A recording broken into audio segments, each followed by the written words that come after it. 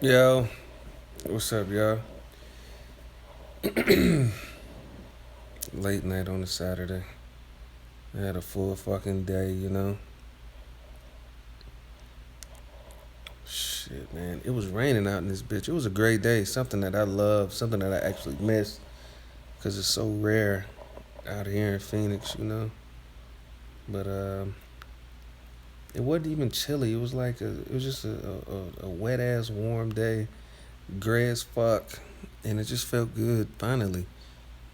Just to have a when I first moved out here, I enjoyed all that sunshine because the sun will energize you and then make you go outside and all this other shit. So when you're coming from Detroit and I went to school in Ohio, basically that's the same weather.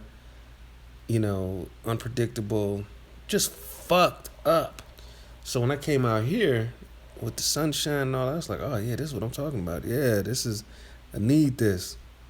But god damn, the sun don't take a break in this bitch.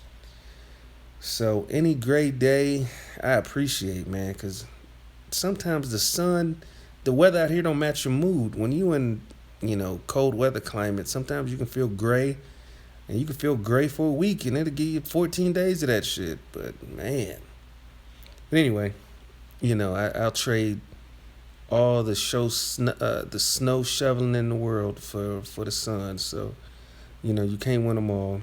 LA's way too expensive.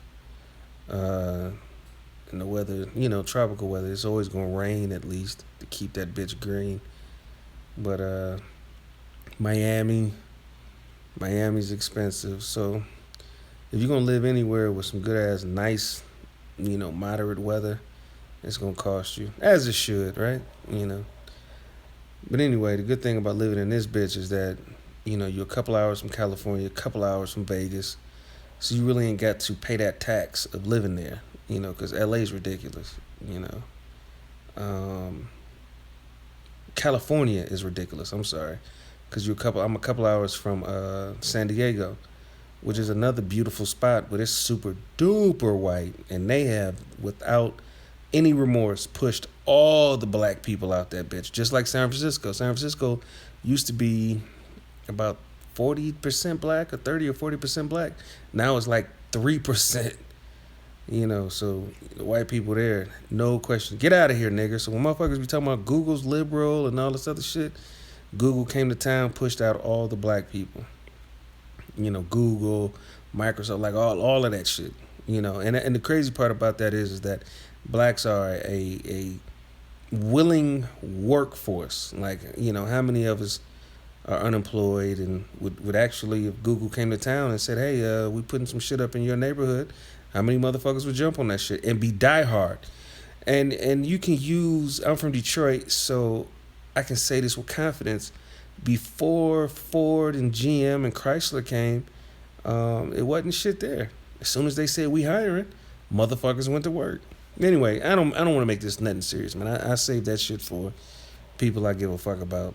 This is YouTube, and I hate when a motherfucker be trying to throw in shit to keep the crowd going. Like they so happy to have a motherfucker listening to them, so they like, oh, Beasley's the king. I mean, Beasley. Theodore Dudiak is a homosexual, is the king of that shit. He's like, oh, people are listening, huh? What? All right, well, we're going to talk about my times as a whippersnapper. So, what? And then he talks about his times, when he's wearing suspenders, fighting like the Notre Dame mascot and shit. Put him up. Gonna give you the licking of a lifetime. Except Theodore Dudiak is a homosexual. He meant that literally. Like, oh, I'm gonna put you in my mouth, mister. You better not lose this fight. So, this show is gonna be about, the fact that LJ202 really got that bum shook. See, the bum, what he should have, he showed his hand. He really doesn't want Chaos to talk that shit because it's going to blow his cover. It's going to blow his cover in the sense it's going to further peel back another layer and show what the fuck he's about in real life and how people in his real town really feel about him. But for motherfuckers that know, his enemies, his adversaries, or his his naysayers, we already know that he's a rat bitch who sits indoors and who moves very delicately. He don't go to the spots where the people be at. He's not social. He doesn't go out. He doesn't have any friends. Lamar Wills is a shut-in. But see, he likes to play a pimp, Mac extraordinaire to us, because we ain't in that little shitbowl town. And so this interview with Chaos would expose that tremendously. And so LJ, because I'm sub to Chaos, the Fourth Coast shit, and so I saw his video with the breakfast bars, and Chaos is a rapping motherfucker. And the thing about Chaos is he's honest. The motherfucker's like, I'm on break, I'm at work, I work in a fucking warehouse, or a fucking plant, or whatever the fuck is there. So this is listen to me rap. None of that fake boss shit, none of that killer shit. He's just rapping. And so LJ saw the opportunity. He's like, you know what? Fuck it, because Chaos don't make no lot of videos. So he's like, you know what, fuck, let me see if this motherfucker come on. And I hope that I listen, ain't no hope. I hope Chaos accepts, and I hope that shit happens sooner than later, and I hope LJ establishes what the fuck it's about. You know what I mean? Like, hey man, good video, you're a rapping motherfucker, but what's up with this what's up with you and Lamar though? You know what I'm saying? Like, how do y'all go from lifelong friends to nothing? You know what I'm saying? Because this is what's gonna happen. It's either gonna show Lamar as a bitch ass petty nigga or a scoundrel, or it's gonna show Chaos as a bitch ass petty nigga or scoundrel. You know what I'm saying? So that's either or. There is no in between. You can't be a motherfucker who's morally upright, and refuse to talk about why y'all fell out. The reason why he's so ambiguous with it, we just ain't cool, is because he's the one that was foul. And so Chaos hopefully will tell the truth. You know what I'm saying? Don't sanitize that shit, keep it real. And so you've been friends, he crossed you. He did some extra bitch ass shit.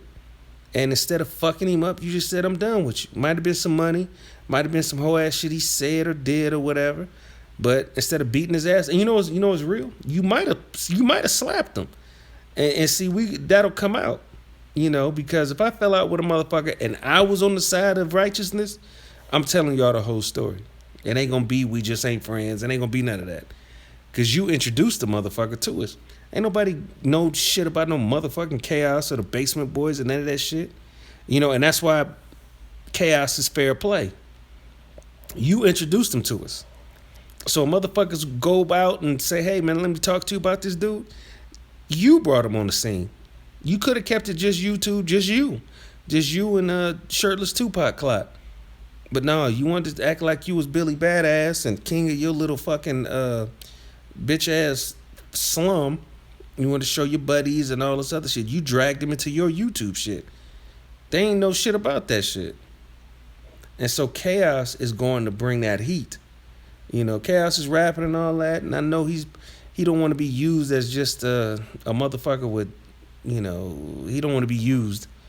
But hopefully LJ can get him to understand, like, look, dog, I know you through this dude. Y'all ain't friends. My crowd is interested in that story, flat out. You know what I'm saying? And like I said, Lamar likes to claim all these victories and all this other shit. Lamar has taken plenty L's from the roasters around here. The thing about YouTube is that you only die when you accept your death. You can live forever on this bitch if you choose to. If you choose to come back after a slang, because getting kicked out and moving in your mama's house is an L. Everybody's touched on that, and you lose every time. Not having a job, living off a woman is an L. That joke precedes me.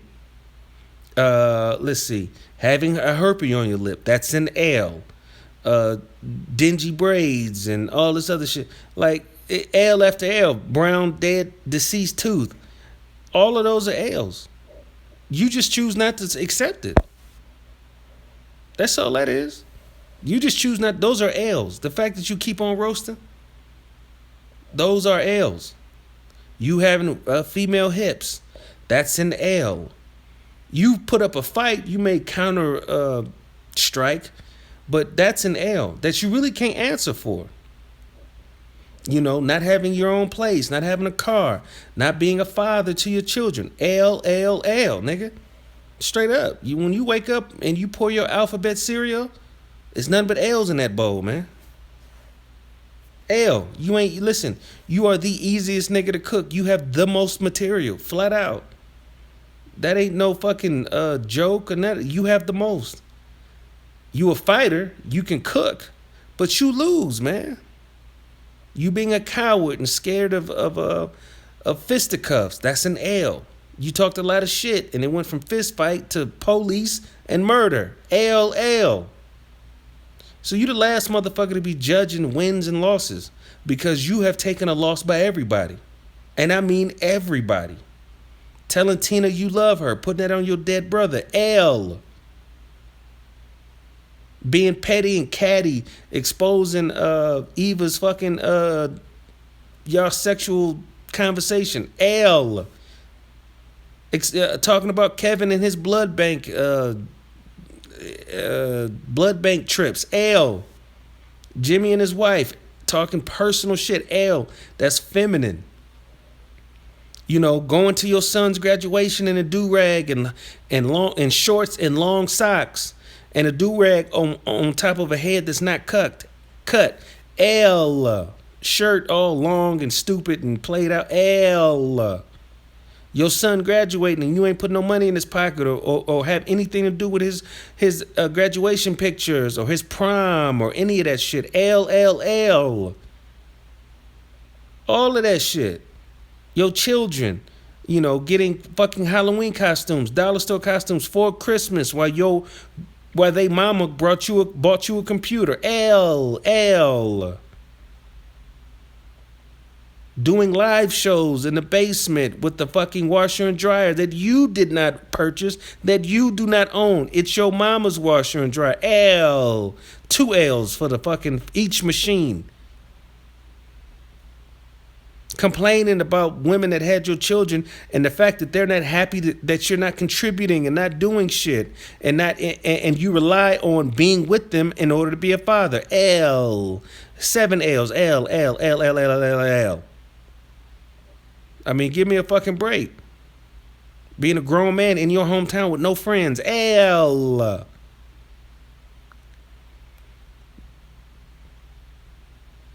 Not being cool with your YouTube friends. The shit you did with Kevin and Jimmy. I get not wanting to fuck with niggas that fuck with your enemy. And I get anybody that fucks with Beasley, Theodore Dudiak as a homosexual, I don't fuck with. You know what I'm saying? But to publicly admonish them and talk that shit, L. Because you could just say, I'm not fucking with you behind the scenes and just move on. But you tried to publicly shame them and bring out personal conversations. Like that is what bitches do. Girls get into it with each other and they get emotional. They start telling all this shit. That's why you cheated on Demetrius, bitch. L. That's not manly. Cause him giving blood to feed his family or whatever the fuck. That ain't. I never thought that shit was funny. I never thought that was like a point to make or none of that shit. And it wasn't an L for him. It was an L for you because it shows that you were untrustworthy, catty, feminine, bitch ass nigga. L. And it just shows that you're not even willing. You're not even the type of person to deal with personally. You know, because all you're doing is storing information. And the little shit that you tell, it pales in comparison, so they don't even give a fuck. Your biggest sin was telling people that you sell weed. But that's it, because you can just deny it, and you really ain't seen no paper from it, because you smoke. You know, you probably just sell it to break even, give or take. You know, give your mama $76 or some shit, you know. You ain't the man in Benton Harbor, because the man in drug dealing ain't got time to be doing this shit. Random hours of the day, random times at night, fortnighting it all night. Because you're not really making no money. Talking about you get checks from other platforms. If that was the case, you would never come to YouTube. If a motherfucker is broke in the ghetto, broke in the slums, finally gets a job that's able to take him out of it, the motherfucker don't go back. And ain't nothing for him. Because he knows if he goes back, it may be trouble. Why the fuck he want to risk any of that shit? So all this big money from other places, and you know the money's small when you still homeless. You still without that car. You know, the fact that you have your brother's car and you ran that bitch into the ground. At no point did you say, you know what? I'm going to put this motherfucker up. I'm going to drive something else. And I'm going to make my brother's Benz, my deceased little brother's Benz, I'm going to make that my Sunday car. So I'm going to go ahead and get that bitch waxed. The sun is out. I'm going to drive it around town. I'm going to go pick up my nephew, the son of my deceased brother. I'm going to go pick him up, man. We're going to ride in this bitch. I'm going to take him to the car wash. We're going to sit there, watch him do it, talk some shit, laugh, joke, eat. And back he goes, and back this bitch goes into the garage. And I'm going to drive around my Ford Focus or Ford Escort or whatever the fuck until next Sunday. No, hell no. You drove a Benz that you didn't earn, that you didn't deserve, all the way into the fucking ground. It's not in the garage. So this Mercedes Benz that you didn't earn, that you don't deserve, it is exposed to the fucking elements.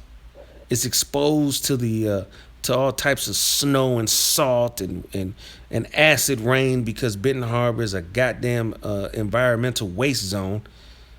You live there at your own fucking peril. That's, as a matter of fact, that's what it says on the entering Benton Harbor city limits. You don't have a car cover, none of that shit. It's just sitting there like it's a goddamn Pinto or a fucking tractor. That's an L. The whole, your whole fucking lifestyle. You sit here and act like because motherfuckers asked you, hey man, how do you work this go live shit, that you're some fucking guru for Google Hangouts. That's an L. That you're actually hanging your hat on, that you told motherfuckers, hey man, click this, click that, now you're live. I mean, get the fuck out of here. And you think people are jealous of what you're doing, that they can't do it? You think other motherfuckers can't make videos and not make no money? I mean, give me a fucking break, dog. That's what I'm saying. LJ202, a lot of you motherfuckers have problems with him or whatever. I don't share those sentiments. LJ202 is about to resurrect the sector with that interview. Believe that shit. Chaos ain't no sucker. Chaos faces no consequence for keeping it motherfucking real. And he's about to. And it's gonna hurt. It's going to sizzle. And I'm gonna be front and center, motherfucker. I'm suspending all activities from the day he announces that motherfucker until that bitch is over with. Cause I'm sorry. Shit, I think I had a stroke. I've already put out how I feel about the shit, how I feel about Lamar, my theories and my hypothesis about his real fucking life. I've already put that out there, that this motherfucker is a shut-in, an unloved, unwanted, scary, snitch-ass nigga. So, oh yes, once it's confirmed, I'm going to email LJ202 questions. I want him to talk about that whole fucking, that case he caught, because Chaos is going to know if that was a junior or a senior. But Chaos is going to know about that summer of terror Lamar felt. When Chaos had to pull up on that motherfucker and say, man, come on, man, you riding with me, man, come on, man, shit, we out, come on, let's go, let's record this track. When that motherfucker was in the passenger seat, slumped down, so can't nobody see him. Chaos looking like he's riding with riding by himself, and Lamar sitting in the passenger seat, or this motherfucker got in the back seat and laid flat. Yeah, yes, Chaos is gonna talk that shit. Chaos is gonna deliver us from evil. Believe that shit. It ain't gonna be none of that guessing and him just talking this shit. It ain't gonna be none of that. It's gonna be us knowing the truth. Who is this nigga? You know what I'm saying? And when did he become a complete pariah? Come on, Chaos. And that's why this is ingenious, because I watched that fucking rap shit, And I'm pissed that I didn't think of that idea because I damn sure drag him on my show and give him the who did it and what for straight up. So because I ain't think of that shit, I got to give props to the young man who came up with that shit. It's about to go down. And Lamar made a whole show kicking and screaming. Because all he's going to do is, once Chaos drops that real shit, all he's going to do is say, Chaos is a hater. That's it. This motherfucker don't know me. That's why I cut you off. You a liar. All of that shit. All of it. It's coming. 1 second.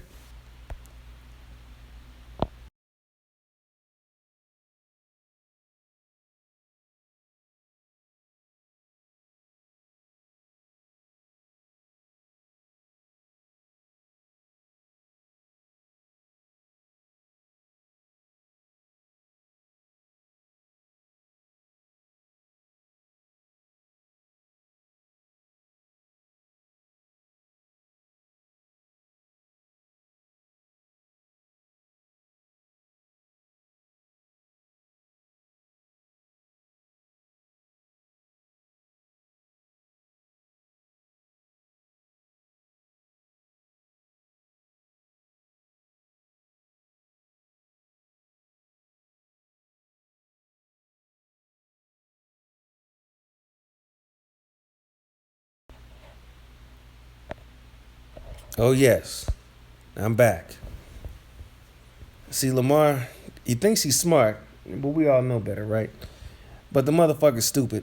He should have never reacted to the LJ video or the LJ interview announcement. Should have never said shit. All he had to do was let that shit pass. Because I really wouldn't have paid no attention to it until he made that video, get off my dick. What you think he's gonna talk about?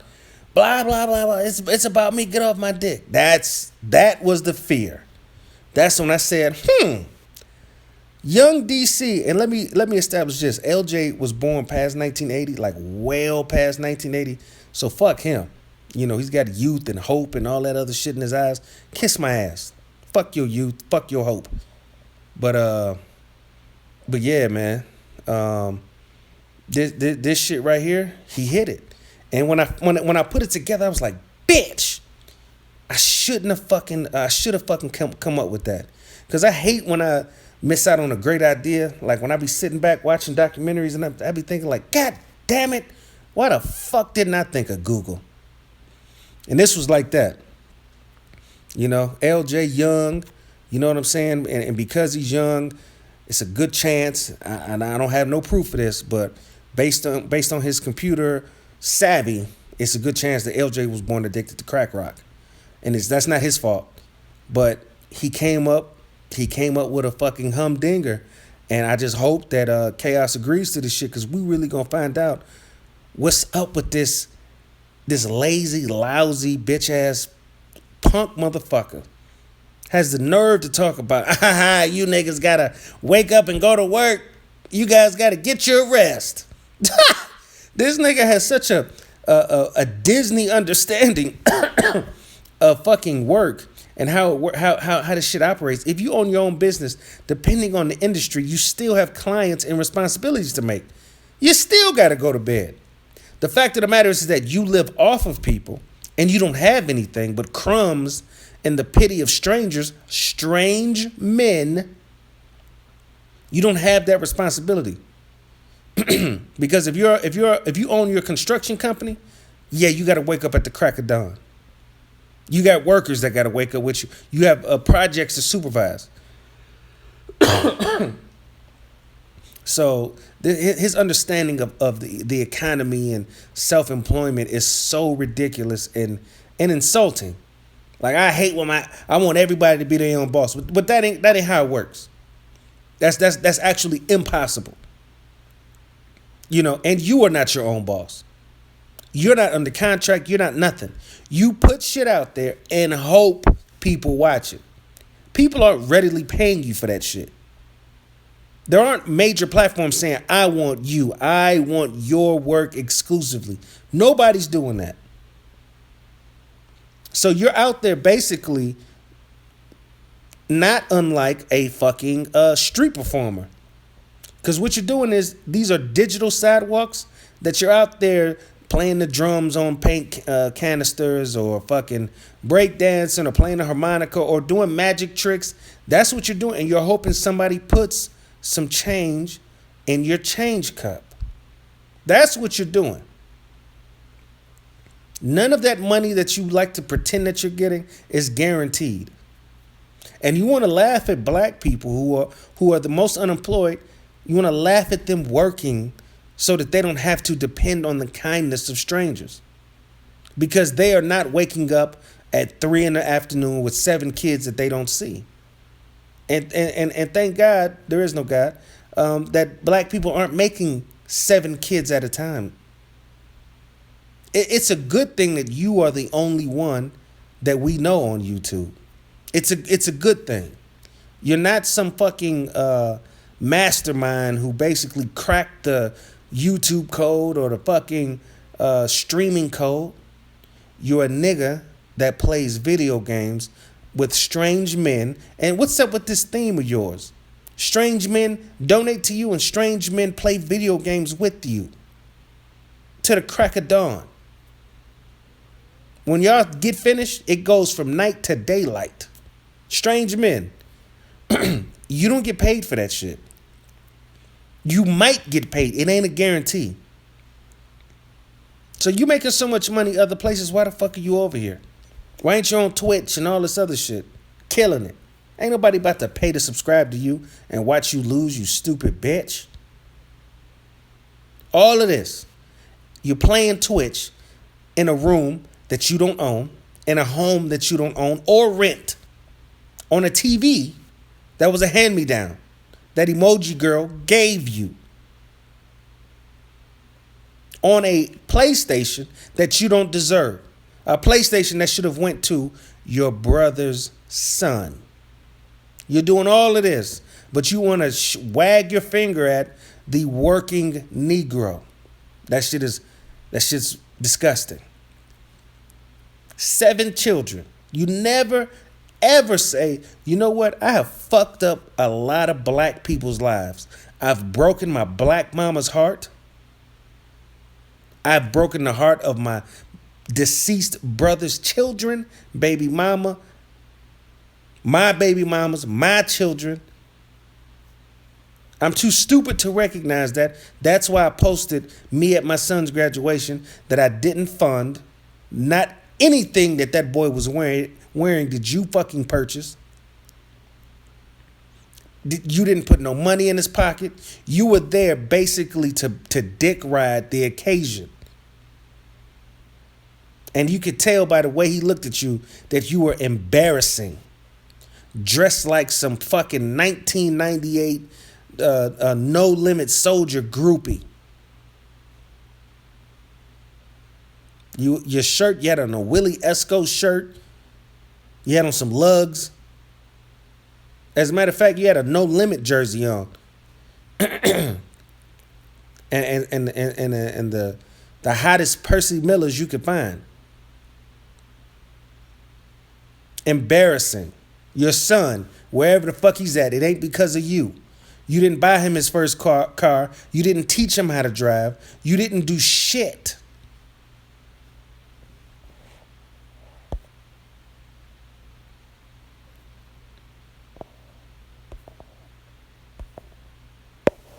That's what I'm talking about. You know, you got a lot of mouth for a motherfucker who's done nothing, whose everything you touch has withered. I mean, really, look at those women that you've had children with. All of them have withered, and they have lost in this world because of you. Michelle might have been something had she not run into you. Years and years of you draining her. You have accelerated her alopecia in her hair. And so that's why her shit starts in the middle of her cranium. She has to do comb overs. Like Mr. Burns or some shit. Worrying and having to work to the bone only to come home to a nigga yelling, screaming into a fucking microphone. The mic stinks. That room stinks. You just screaming, yelling, farting, windows down, just you and Tupac. You with no pants on, he ain't got a shirt on. House a wreck, kids running amok because you too busy trying to show off to strangers on YouTube. All from the comfort of that fucking room, that hot, smelly, Newport cigarette butt smoke smelling ass. The walls on the fucking room are yellow because of the goddamn cancer sticks. You have just drained her and accelerated her aging. She's got bags under her eyes because she can't get no fucking sleep because her baby daddy is recording an Eternal. Yeah, she's got to wake up and you still sleep. She's got kids to feed, kids to get ready, and get herself ready while you snoring like a motherfucker. Again, you fell asleep in your goddamn street clothes. And we already know the condition of them one pair of jeans you got. They've yellowed. They stink. Smell like bum nuts, farts, cigarettes, and an Arab's gas station.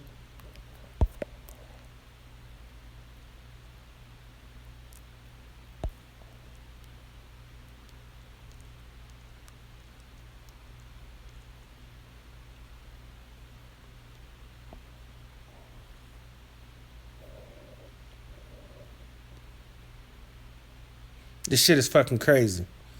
You know, and everything you've done. You went to Idaho chasing some bitch only to become a fucking junkie, pill popping, weed smoking. You got caught on a Greyhound headed back to Benton Harbor, not with no weight. Because remember, you used to be balling $10,000 per bitch, all this other shit. You didn't drive to Idaho on some great big drug excursion. You caught the bus to fuck a bitch and to return with 4 or 5 Percocets and a 20 sack. And your bitch ass got caught on the Greyhound. Just a fucking idiot. Wanna be gangster, wanna be pimp, all that shit. And the bitch bought you everything that was in your pocket. You didn't even have a suitcase. You was the only motherfucker on the bus that checked in a goddamn tree branch with a handkerchief at the end of it. And it was packed full of your shit. So you out here looking like a goddamn clown hobo, train hopping motherfucker. And they got your bitch ass in Idaho in 2006 with fucking drugs. And that case magically disappeared. And then you got the nerve to, your conscience betrayed you.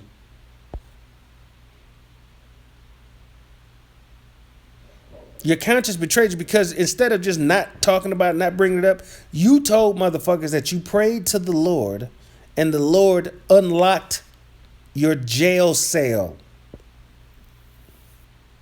And then come to find out you charged with felonies and walked out with misdemeanors and time served. Are you fucking kidding me? Your lawyer charged you for 1 hour's worth of work, a little over $200 fucking dollars. And you still have not paid that. And we're talking 12 years later. You owe the state of Iowa. Have I been saying Idaho? You owe the state of Iowa $200 funky ass dollars for 12 fucking years.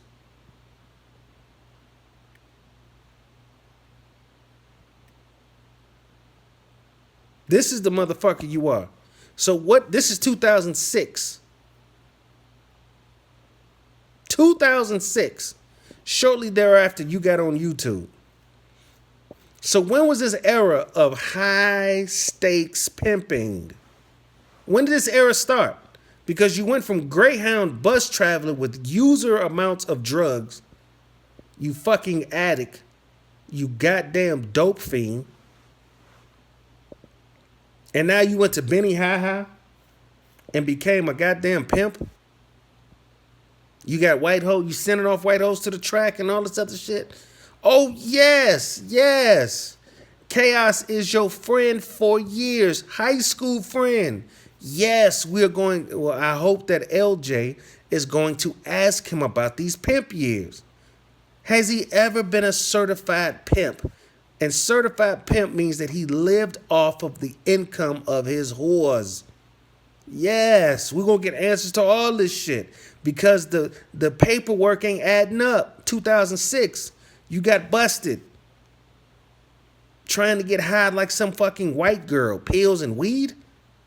What kind of faggot ass cocktail is that, bitch? Oh, yes. Chaos is going to fill in the blanks. I already know the answers. But I'm all for your public humiliation. Yes. Let's get to it.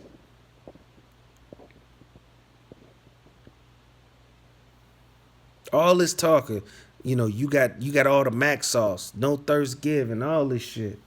All of it. But you're sitting there homeless because of what a bitch said. Michelle said, get! And you became homeless. Cold fucking world, dog. So this talk like you some fucking YouTube heavyweights or any of this other shit, you're going to move on, you're going to leave the sector. Do it. Do it. But you can't. You need this shit. If you don't get on the sidewalk and buck dance, nobody's going to fill your change cup. That's why you come back here. Your real content, and you got the nerve to show off your shows. This got 12,000. This got 6,000. But your subs didn't grow. That means you got that many clicks. They got a couple of seconds of your bullshit. Because if you would show the analytics, you would show that nobody watched none of those videos in their entirety. Most of them clicked, got a load of your dumb ass and said, what the fuck, man? Let me do a new search. Let me hide this motherfucker from my viewed list, my watched list. See, your subs and them views, it don't matter because what it says is motherfuckers came and left and then gave you a bad review on Yelp. They didn't come back. You don't have new motherfuckers from the Kanika Jenkins video like you really broke that fucking story on YouTube. Get the fuck out of here. And here's the other thing. Like anybody over here gave a fuck. Nobody comes here for the news, bitch.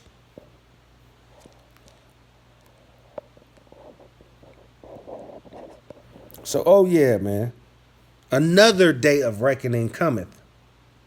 For you to sit here and act like you some Iowa gangster, and then like I've read the police report where it actually said what you were caught with. It was such a petty, bum ass amount. You intended to make no money off that shit. That was all for personal consumption. And we talking in Iowa, a black foreigner, stranger. You didn't go to none of their high schools. You don't know their fucking neighborhoods. You an outsider sitting here with drugs in a conservative state. And all you got was probation. And you owed your lawyer. That's it. Lawyer, it charged you. That's how thorough Iowa is. 1 hour's worth of work, 200 and some change. That means he answered the phone, negotiated your snitching, and got you up out of there. I mean, you are so fucking stupid and self-destructive. You're too dumb to not talk about it. You had to tell us, rational thinking adults, that some Sky Lord ejected you from the county jail. Nigga, please. So it's coming. It's coming. This ain't no fake shit. This ain't none of that Theodore Dudiak is a homosexual fake interviews with some other retarded bitch with a retarded kid. It ain't none of that shit. This ain't you ain't gonna have to listen to some mush brain baby that's 25 years old drooling in the background moaning. No. We're gonna get chaos. Breakfast bars. And I hope when the interview happens, it's first thing in the morning. Get them real breakfast bars. Let's see what's up with this chat. You know what? Shit, since the chat is fucking being recorded, I can see what's up with the chat in the morning. 1 second.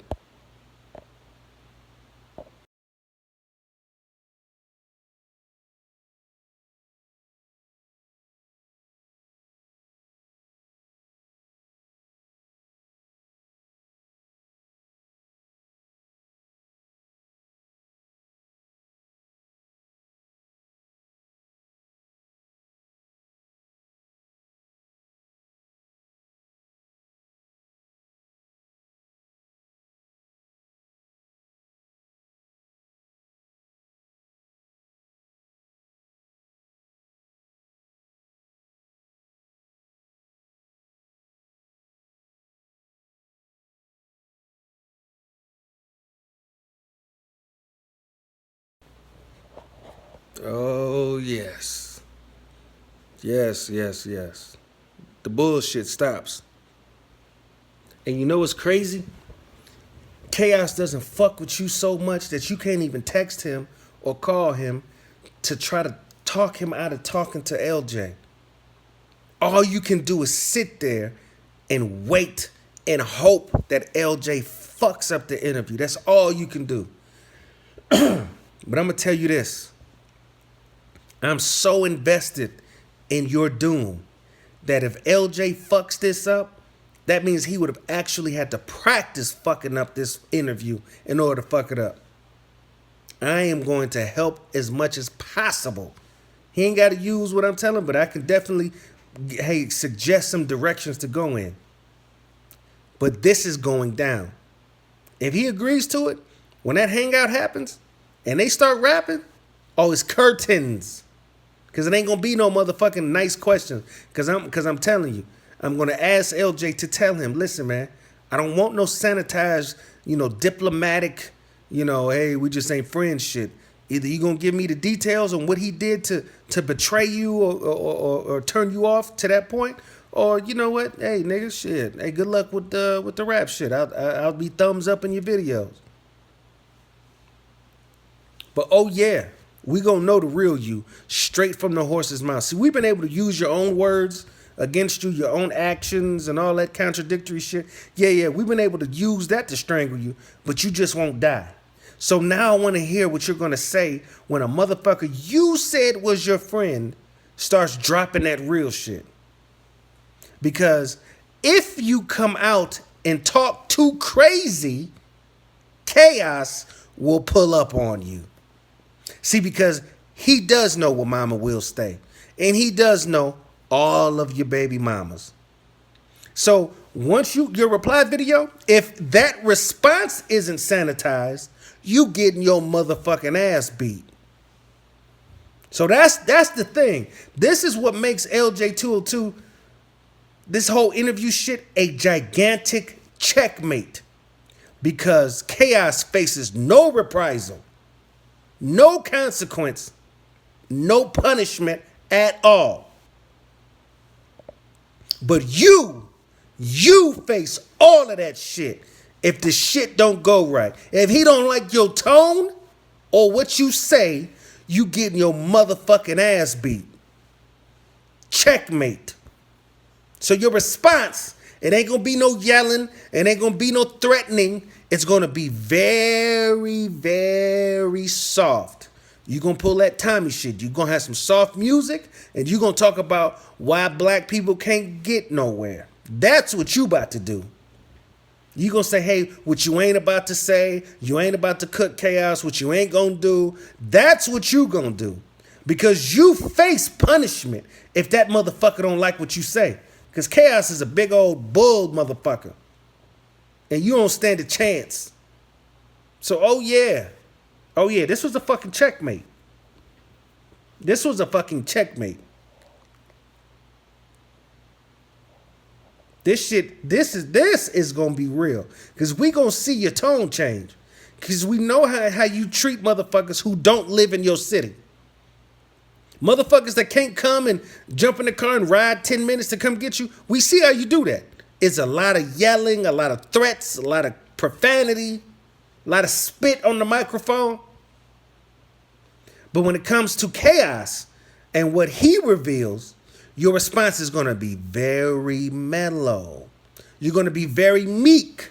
And you will talk about the ills of black on black crime. Guaranteed.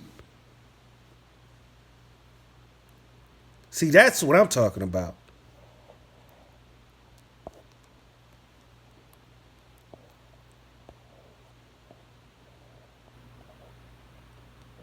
That's what I'm talking about. Motherfuckers been sitting here. No, I say motherfuckers, I'm sorry, I made that plural. This motherfucker been sitting here acting like he was some fucking heavy hitter, like he got some pass, taking pictures in some fucking somebody's house party, like he's a tough guy. Him and two other fucking retards, two other motherfuckers with it was $40 between the three of those niggas in that picture. They're wearing his brother's leather coat, and so now that is a hypothesis, but chaos is gonna make that truth. Believe that shit.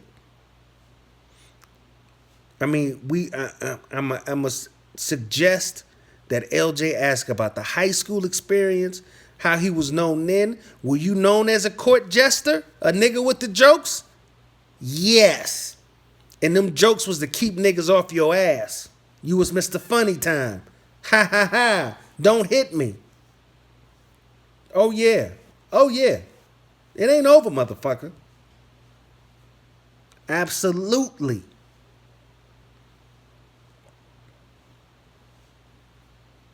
Have you known Lamar to get a GED? That's a big false. Lamar has no GED. Was Lamar a pimp? Was he a drug dealer? Was he known to be in trap houses, bartering crack for sex? You know what's gonna hurt? Because I can see you doing that type of shit because you a scumbag ass nigga. But you know what's really gonna hurt? When he says he's never heard of you selling drugs. So you told a scumbag lie. Oh my God. That's what's gonna hurt. That you have disgusting dope fiend sexual fantasies. That's gonna hurt. He gonna be like, what? Lamar selling drugs? Man, I ain't never heard of that nigga selling drugs. I ain't never seen him sell no drugs. The best he sold, and then be like, hey, look, we talking about anything beyond weed. Nah, man, he's only been had weed. Sitting in crack houses, fucking people. Get the what? He's telling y'all that? Oh yeah, let me give you a link, bitch. And they come to find out that that's a lie. That you said that to seem cool in front of strangers, strange men. Oh, that's gonna hurt. Oh, that's gonna hurt. Chaos. Let me ask you again to make sure you understand my question. Has Lamar ever been known? Have you ever seen or heard him talk about selling crackers rockers? That's the Wile E. Coyote scientific term for the rock. Have you ever heard this, cat? I just want to make sure you understand. Because I don't want you thinking that you're answering a question that I'm not asking. Have you heard this? And when he says no, you mean to tell me that those sexual deviant liaisons that you in great detail told us all was a work of fiction? Oh no. Oh man. And you bet not respond with no fucking hostility, no aggression, nothing. Or the next motherfucker he goes to see on his lunch break won't be his fucking baby mama. It's gonna be you. Cause you know you live 3 miles from the goddamn paper mill he works at. And he's coming to see you with his goddamn plant goggles. And that's a matter of fact, that's what your glasses are. Chaos's old Chrysler goggles. He's coming to see you. Oh my God. Oh my God. Oh man. Oh, this is gonna hurt.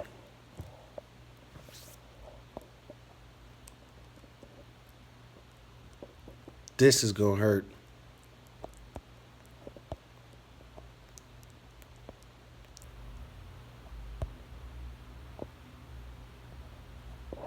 This is gonna hurt. I'm telling you, man. LJ, this is a prime time. You don't know exactly how real this is because let me tell you something, man. Theodore Dudiak is a homosexual. He attempted to fuck with Chaos. That shit fell through, or maybe he was just talking to him. He didn't have the foresight to actually get an interview. But like I said, he doesn't like to work in the realm of reality. We're talking about a motherfucker who wears checkered sleeping pants out to the goddamn store. They're yellow off of years and years of piss. No Tide, no Clorox, no washing solution can get those stains out of there. So we're talking about they're clean at the ankles, but they're dark yellow in the middle, like all the way from the crotch to the asshole. He had a chance to do it right when when they had literally just stopped fucking with each other, but it didn't come to fruition. You were able to get the green light on this. And then I want to see exactly how loud the high for real gets when Chaos talks that real shit. When Chaos is asked, hey man, in the past you said you had heard about Lamar fucking Michelle's daughter. What exactly did you hear? Can you please detail that? Like, what did you hear? Did you hear from a reliable source? And did you believe it? And can you tell us, if you didn't believe it, why somebody would tell such a vicious lie? I mean, being a pedophile? God damn, that's hardcore. Because let me tell you, we all heard it from his step cousin or his cousin-in-law, or however the fuck that works. That's a hardcore lie. Did you hear from the same source? Big C, the beat-making, beatboxing, big stupid ass Grizzly from Benton Harbor. Did you hear it from him? Oh shit, you heard it from somebody else? Wow. So would you say that is the word around town, that he's a snitch and a sexual predator? Would you say that's pretty fair? Oh, okay. All right. So listen, how long you known Lamar? Oh, okay, since the 90s. Okay, so and you guys have been pretty close for the most part? Oh, okay, all right. Can you walk us back to the summer of snitching? Can you walk us back to that? About the shootout and the little girl getting hit and Lamar having to take the stand, and the whole summer he was scared. Oh yeah, you could take us back to that? Okay, cool, man. How often did you see him? Oh, what? You tried to pick him up and he would tell you that he wasn't trying to be seen in the city? Can you tell us the names of the niggas? You remember their names of the niggas that was threatening him? Oh wow, Buntry and Poochie. Oh wow, yeah, those are the names of notorious niggas. Yes. I mean, that interview, man. I'm telling you, man. Take us back to the summer of snitching. Oh, that's what's gonna be done. We're gonna establish a timeline, and we're gonna establish a connectivity. That is a word, but I'm using the incorrect word. We're gonna establish your relationship during that time, because you went to Iowa for a couple of weeks, got busted, told on some niggas down there, skipped out on your lawyer bill. Not nothing crazy. Not $2,000, which really you should have paid, $20 a month for 12 years.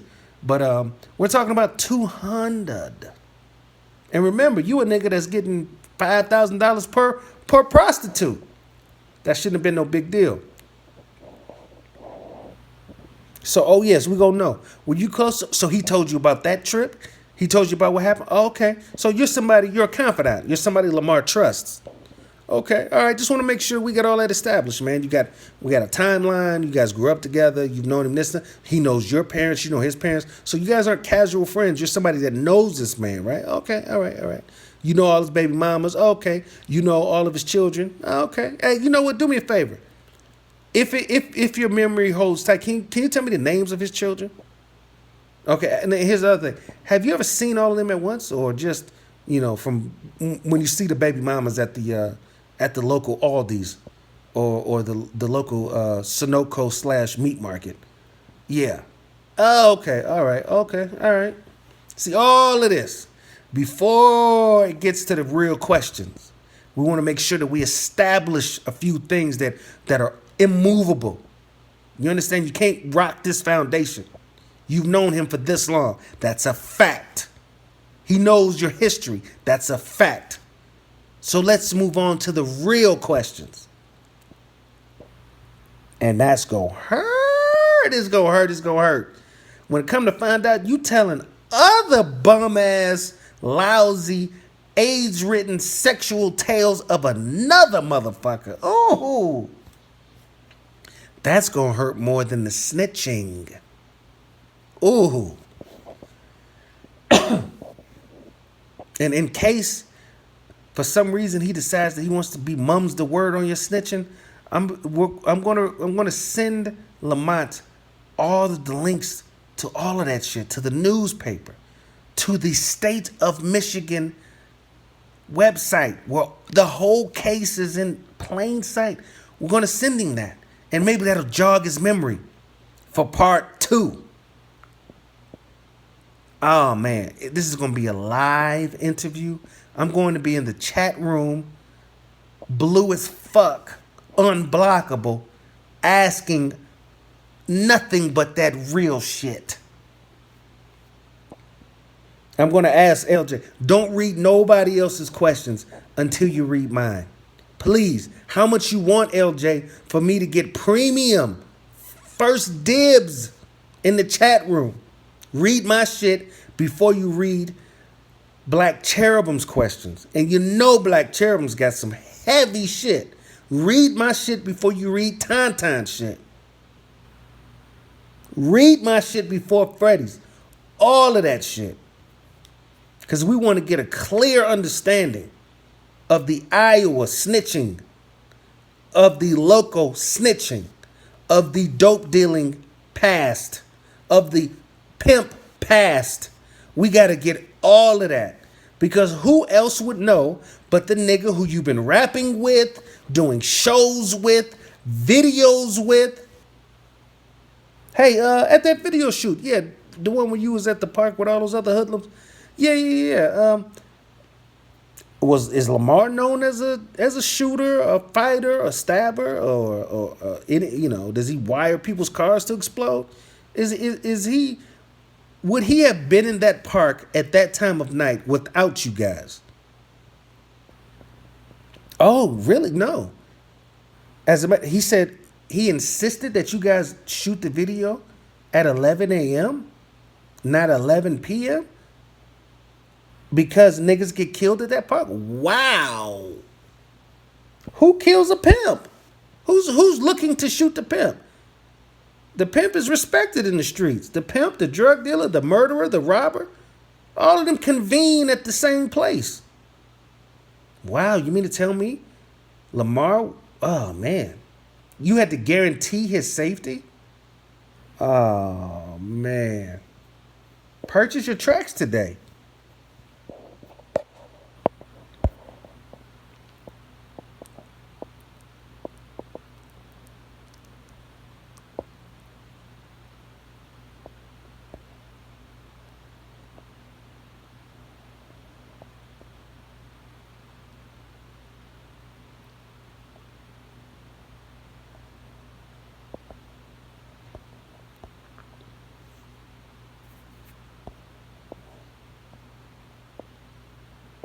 Hey, let me look at this chat. I'm sorry, man. I was reading some shit. Hey, time, man. I'm paying for. I gotta take cuts, man. My questions gotta come before anybody else's, man.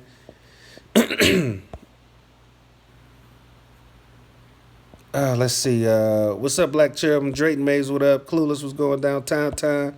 Don Johnson, you're new. I gotta read what you're saying before I shout you out. Picard, eat shit. Let's see.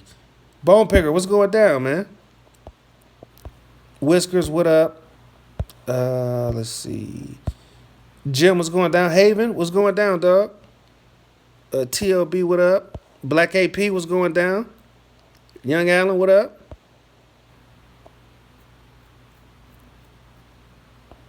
Mama Cedar, what's up, girl? Satan City, what's going down? LJ, what up, boy? Benton Harbor snitched Lamar. Yo, wow. Let me think. I think I know who that is. I flag you now. You're new. I gotta see what the fuck you on before I actually speak. All right, man. I think that's everybody for the most part. A bunch of motherfuckers I ain't seen, but the strangers. Uh, no, time. What I'm saying is, Skull, what's going down? Toilet Mouth Rogers. I got to see what you on, man. But I like the direction you're going. I want to know about L.A. Baby Mama's calling him Pedal Daddy. That's from Black Cherubim. Yeah, man. Let's see. L.A. Since you're here now, have you secured housing? Right. Ghost Rider, the goddamn defiant one. What's going down, dog?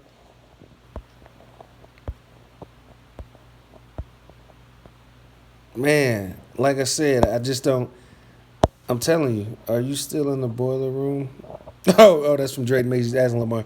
Yeah, man. So yeah, this is what I'm saying. All of these questions, man. I'm telling you, man. We all need to powwow, man. Because like I said, I know I got some heaters. You know what I'm saying? But like I said, I can't think of everything, and I know that there is a coalition of anti-Lamar brigade, and I'm not above reaching out because I really, really want to paint this stupid motherfucker into a corner. And it's not going to be me and my assumptions and my deductions. It's going to be the words of his childhood friend. That's where the money's at. And I'm actually upset. I'm actually really pissed because LJ outsmarted me on this play. You know, because I saw the video. I gave the video a thumbs up actually hours ago. Well, shit, it might have been, well, yeah, not a full 24, but I saw that shit this morning. And I was like, all right, Chaos, man, shit, that was some real shit. You know what I'm saying? Because I see the motherfucker, man, at work, keeping it real. I'm not pimping. I'm not balling. I'm at work. I'm on my break. I'm going to give y'all 2 minutes of this real shit. And I'm going back to my 9 to 5. He even said it. I'm at work, about to give y'all this work. You know what I'm saying? That's real shit to me. Don't pretend. Don't fake. Don't exaggerate. None of that shit. You at work, you on break. I love that shit. And so now, I didn't even think to leave a comment or none of that shit. Sometimes I just be wanting to make somebody's thumbs up blue and move on. You know what I'm saying? That motherfucker LJ with his young, doesn't really appreciate Saturday morning cartoons ass, shitty generation having ass, young punk had the fucking fortitude to go into the comment section and set up some real shit, man. I can't salute this young fucking bastard enough. I mean, I'm furious because what the fuck? How much thinking did it take to sit here and say, hey, you know what? I want to cook the bump and I'm gonna use his friend to do it. How much thinking did that take? Not very little, you know. And yet he was the only motherfucker to secure that shit. So yes, this is going to be a success. This is going to rock the goddamn sector. Absolutely. If he can agree to talking that real shit, because truth be told, the Benny Ha Ha rap scene and all that, I guess that would be cool for a niche. Like, hey, you know what? There's a middle of nowhere ass time. What y'all got? Where y'all go rap this shit at? Where do y'all record? You know, like, that's cool. But take me back to the summer of snitching. You know what I'm saying? Take me back there, man. Before you take me back to your first karaoke. Take me there.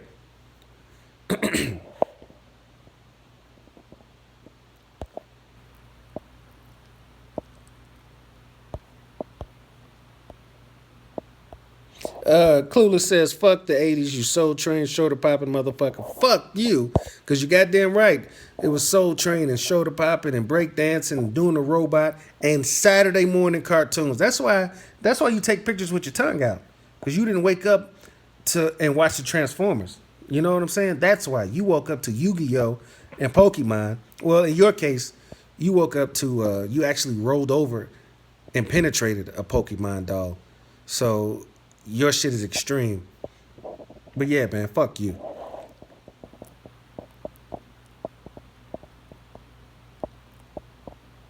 Patricia's pals, 90s babies running this shit. You are a liar. Black Cherub said LA said he ran the Arab hotel he worked at. He said he handled the funds. Yeah, right. That motherfucker had on a goddamn Fez hat. And when he heard the bell, he hopped up and dragged bags to the elevator. So, yes, this shit is about to, man, I can't, steam, smoke, whatever the fuck, man. Flower Bomb, what's up, girl? The realists were born in 78. You know what? Damian Dame, 78 is my cutoff. Because you were born in 77. It's like, get your old ass out of here, nigga. But 78, yeah, because I'm born in 80. So I give it 2 years grace period. But I cut that shit off at 83. 78 to 83. After that, get the fuck out of my face, punk. You know, because you're too old or you're too young.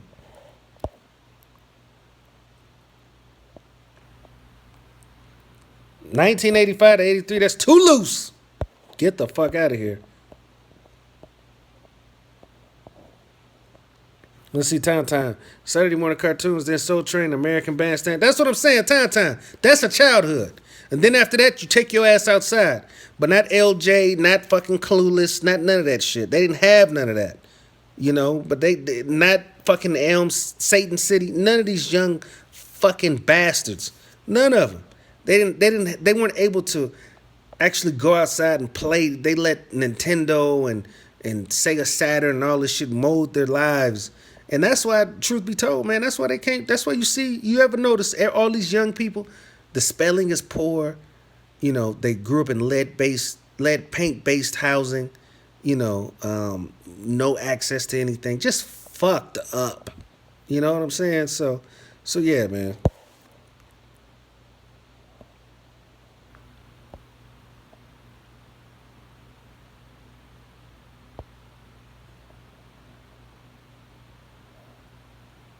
Yes, Whiskers, Thundercats, He-Man. My kids act like going outside is a damnation to hell. Yes, Raven. This is what I'm saying, man. Too digital. Too fucking digital. Let's see. Chris, you had those corny 80s style voice acting cartoons. I was outside every day as a kid. Our cartoons were still bad. Get the fuck out of here. Are you fucking crazy? You think I can't spot a motherfucker with that skin disorder? You know the sun fucks you up. You were in Canada, greasy as hell, with all that goddamn lotion, that medical lotion you had, Clueless. That's why you grew up all strange and shit. That's why your Pokemon took your virginity, or was it vice versa? You see? You know what I'm saying? Was Pokemon your first doll sexual partner? So yeah. So fuck you, and you was in Canada. So the bullshit you grew up on Drake in a wheelchair. Fuck you.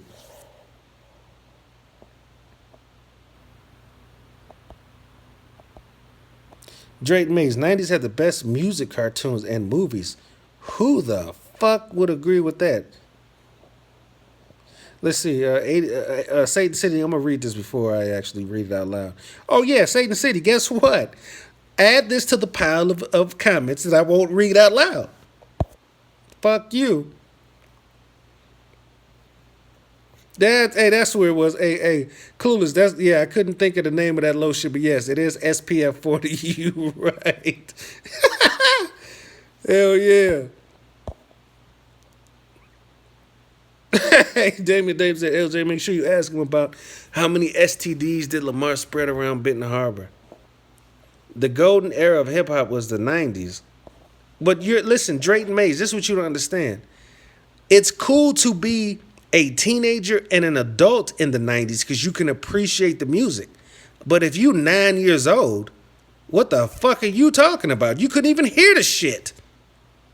But then again, 90s babies were the spawn of crackhead sex.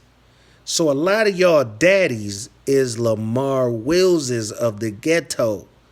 So maybe you were listening to Strictly for My Niggas. Maybe you were doing that when you were 7, 8 years old. So you may be on to something, Drayton.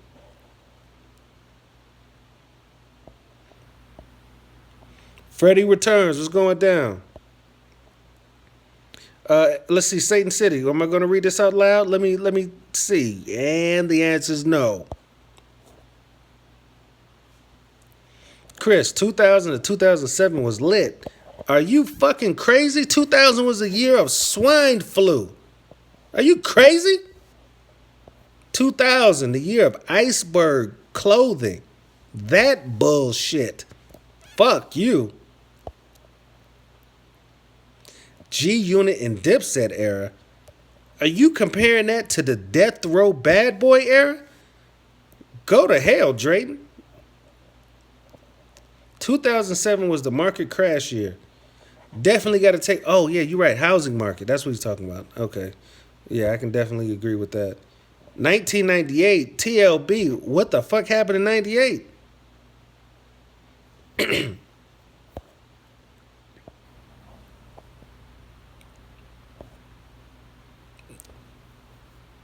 True. 90s baby started all this weird shit that is going on now. Damien Dame, absolutely. Hey, D-Lo, man, shout out to your daughter, your daddy-daughter dance, man. That was dope, man. That was beautiful. I appreciate that. I gave that video a thumbs up. Let's see, Satan City. Let's see, am I going to read this out loud? Oh, see, you starting off bad. You've assigned me to the wrong class of black people, man. What's light skin about me? Let's see. Let's see, Fred. I actually gotta proofread your shit too. Okay. Freddie says, actually, I was born in the right year. I still got to put images on a floppy disk, blow a game cartridge on the Zune, and drive a BMW. Freddie, none of that shit happened until you came to the U.S. So we talk about pre-U.S. You're going to talk about pickpocketing tourists, setting up prostitute deals between tourists and you. You were the middleman for a lot of illegal sex in the Bahamas. What else? What else did you do? Again, just a whole bunch of criminal shit. You've killed a few tourists for actually catching, like, hey, what the fuck are you doing with my wallet? And then you put a goddamn knife in their trachea. So yeah, Clue. As a matter of fact, Freddie, the name that you're in the U.S. currently is from one of those dead bodies that you picked their pocket, and you decided that you were going to be Luther Stephanopoulos. So how the fuck you able to cross over with that name, as black as you are, with the name Luther Stephanopoulos? I'll never know.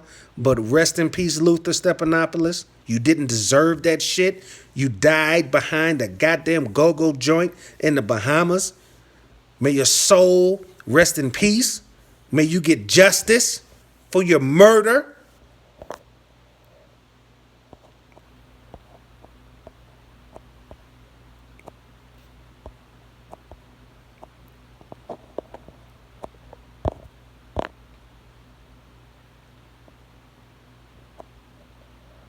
Chris, you miss Rugrats, Johnny Bravo, Ed. Listen to this. Listen to this. This explains a lot about him.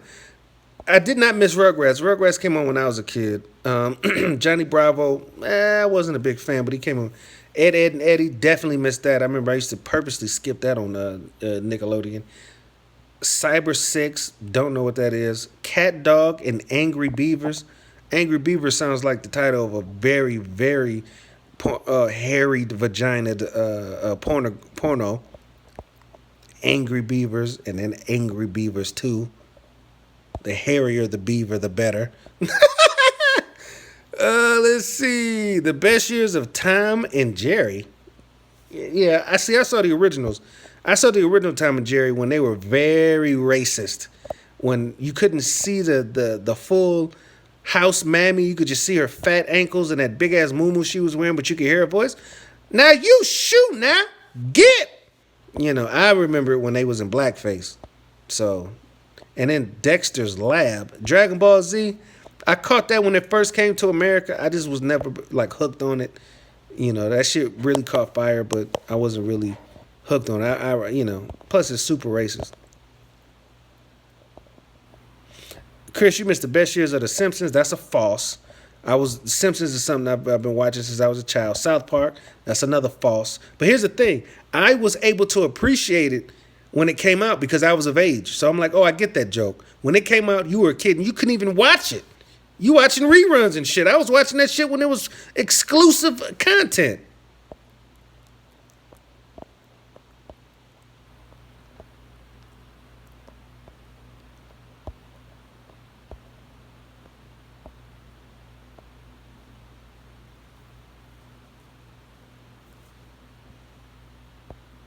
Exactly, TLB. Who shot Mr. Burns? Man, all of that shit, that was a big fucking deal. When there was no fucking fast forward or rewinding live TV, it was none of that shit. You had to be there. There were no fucking, it comes on 4 or 5 times in a day. If you missed it, you had to watch that shit the next season for reruns. Man, you motherfuckers don't know shit. You couldn't even really appreciate entertainment because y'all come and microwave shit is constant. Wham, wham, wham, wham, wham. We came, when I was growing up, that shit was in its infancy. You caught that shit or you didn't, period. You don't know shit about watching Martin as it was coming out. You don't know shit about watching fucking In Living Color when it was coming out. You don't know shit about the fucking Cosby Show. You don't know what that shit meant, the last episode, how that shit was. I mean, wow, I remember that shit, man. You don't know shit about watching Michael Jordan live. You 90s punks were born too late, and it's because of your goddamn parents' crack addiction. Fuck you. Mr. Cooper, different world. Hell yeah, D-Lo. Leslie Lay says, oh my God, you must be an outraged 50-ish. Jesus, 50? Silent J, what's going down?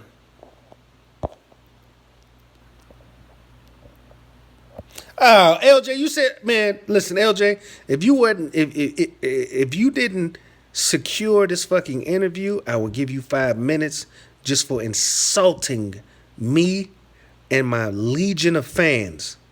You actually brought up seeing Michael Jordan in a Wizards uniform? I ain't gonna lie, man. If I was in DC, I'd make you pay for that in the morning. Do you understand? That is disgusting. I'd be at your front door. Before you had breakfast, you'd have blood in your mouth. That is a terrible thing to fucking tell people.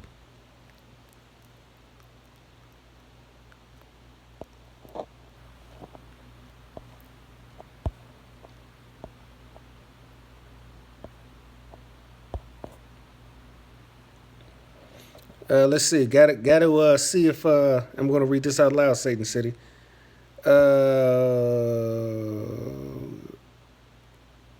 Oh, hey, I don't know. Listen, man, you are really hitting your stride, man. That's like 10 messages I'm not reading. Wow, you rounding the bases on that.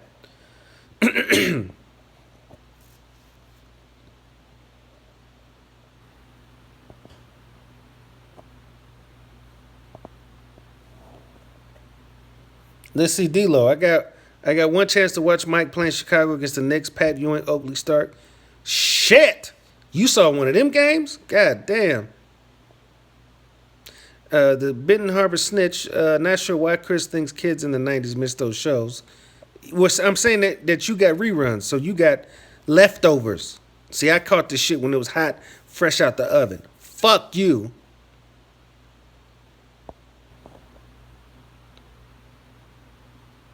Yeah, LJ, you might have saw it. You might have saw Martin because you're saying they were in every black household. Yeah, it was. But you caught reruns and you didn't get the jokes. See, in '93, with 13 to 15 years old, because that's as old as I'm willing to go. That's a 2-year gap. You know, you're watching that shit. You've experienced life. That shit was funny. You got the jokes, man. Bruh, man, from the fifth floor, we all got that. He threw up the 4. He was supposed to be on the 5. That was funny. You didn't get it. You laughed because your mama was laughing. If your mama was there, because she might have been out there scoring, air quotes, crack. Mamacita, I did forget A Different World. My apologies. You're correct. Benton Harbor snitch. Absolutely not. What I'm saying is, sure you saw it, but you didn't enjoy it. You didn't appreciate it because you were born during a stupid era in a stupid year. So who gives a fuck if you sat there physically eyeballed it? You couldn't enjoy it because you were young and stupid. And if you were that young watching that real shit, you had irresponsible people surrounding you. So no wonder you're on fucking YouTube talking stupid shit. LJ said he hated a different world. LJ, man, what the fuck are you doing? Keep this crazy shit to yourself. A different world was beautiful. The first time we saw black people go to HBCUs or any higher education institution. That shit is the reason why I went to a HBCU. I mean, are you what? Sinbad? Oh man, you got the dude in the cook in the mess hall. You got Dwayne Wayne. I bought those stupid fucking glasses like Dwayne Wayne. Are you kidding me? I had the choice between shades or reading glasses all at once. It was a ingenious invention, and I partook in it. You don't know what the fuck you're talking about.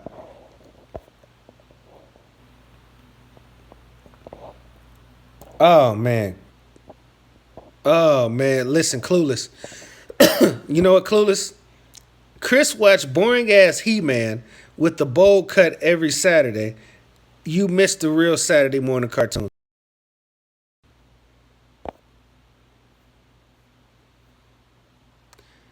Chris, did you fuck with Tales from the Crypt? Absolutely. LJ, you did not because you were young. I saw that shit when it was coming out. That's another thing. I'm glad we jumped into HBO.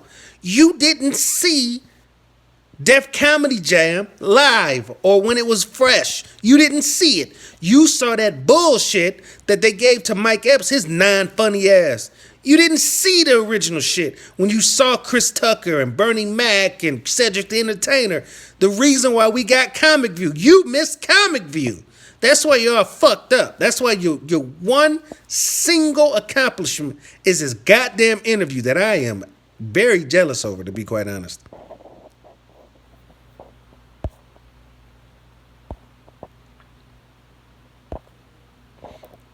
Def Comedy Jam from 92 to 96, a classic from King Leo. Absolutely.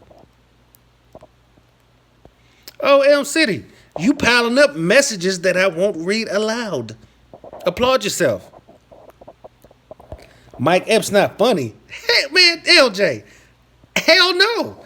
Mike Epps ain't funny. Hell no.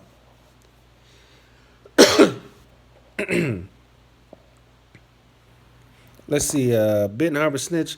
Mike Epps tries so hard like Kevin. You can tell that they got to stop to think about the joke. Chappelle has it naturally.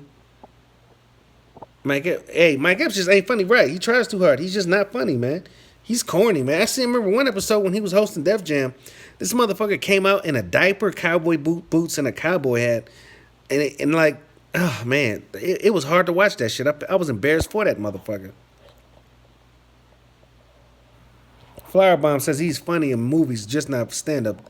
Flowerbomb, you a girl, so you know how that goes with women and their opinion. You know what I mean? The shit the woman will laugh at. You know, another area where if a woman says, "Hey, you should watch this movie. It's funny," guaranteed that it's not funny.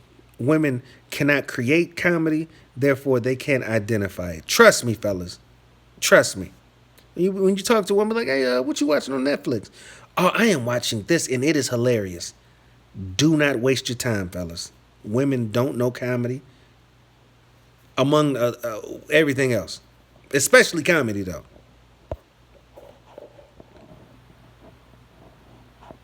Kevin Hart, definitely not funny. X-Men, Jesus Christ.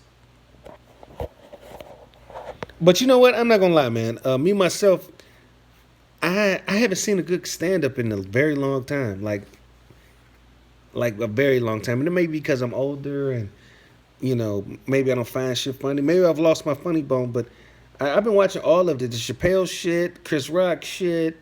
Uh, I've watched Chris Tucker shit. Uh, what's the little funny motherfucker? Cat Williams shit. All they new shit, and it just ain't funny.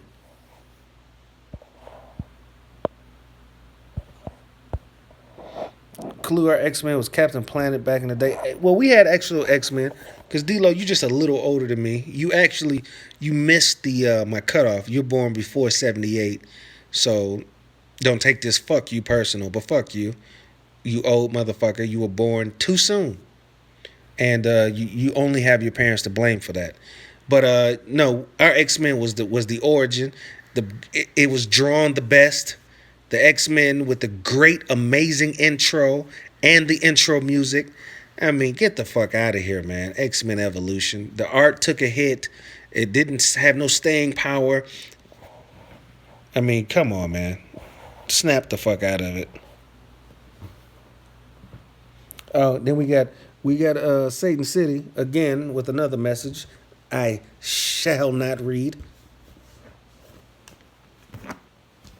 Oh, let me find my fucking charger. Shit, I got 20% talking to you motherfuckers.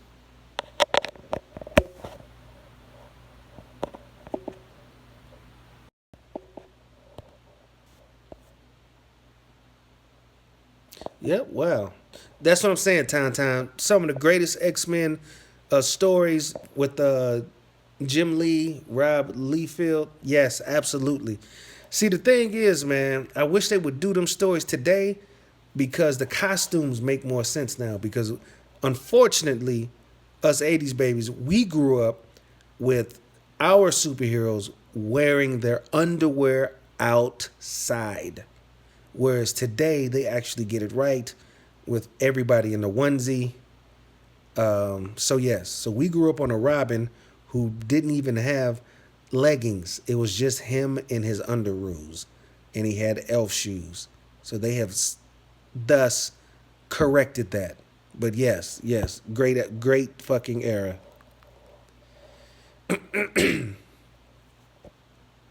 Now we got Ron TV. Ron, I don't know what the fuck you're on. You wrote. Oh, so you want to write nigger in Russian. So yeah, let me get you up out of here. Let me get you up out of here. The one thing I do, I don't speak many languages, but the one language I do speak is racism. Okay.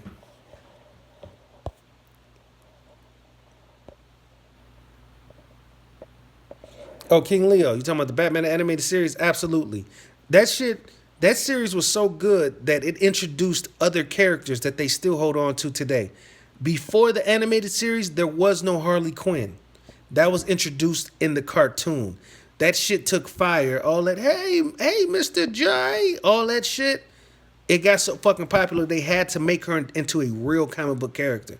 That's from the goddamn cartoon. But LJ and Satan City, they don't know shit about that because when they came home, they didn't have no fucking cartoons to watch because they had to get home, made sure that their mamas was awake because of all of that crack smoking.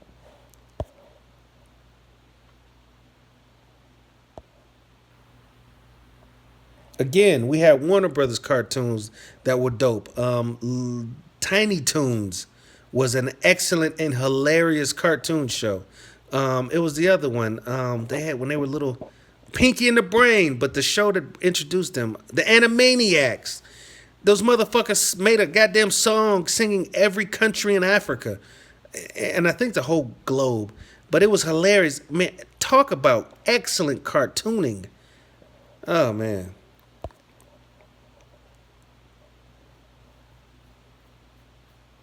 Hey, you know what? Hey, Clueless. Oh man, Chris had self-esteem issues in his 30s because all of the racist shows he grew up with. Hey, you know what, Clueless? That's some real shit. Oh man, I'm telling you, man, that's the other thing about the 80s kids. Boy, did we have to deal with some white terrorism, some white animated terrorism. You know how many times I've watched cartoons like if they got blown up in the smoke, they would come out niggers. That's real shit. Like Daffy Duck come out if he got in a powder keg, boom. He come on, oh, I sure hope I makes it home. Because all the soot would turn him into a nigger. You know what I'm saying? Some black face. How many times did I see Bugs Bunny in a goddamn blackface chorus? Hello, my baby. All that type of shit. What's up, Doc? You know, yeah, yes, tons of racism in my cartoons. Shit, all the way up until Dragon Ball Z with Little Popo. He's a nigger. You know, yeah, man. That shit'll fuck up your psyche.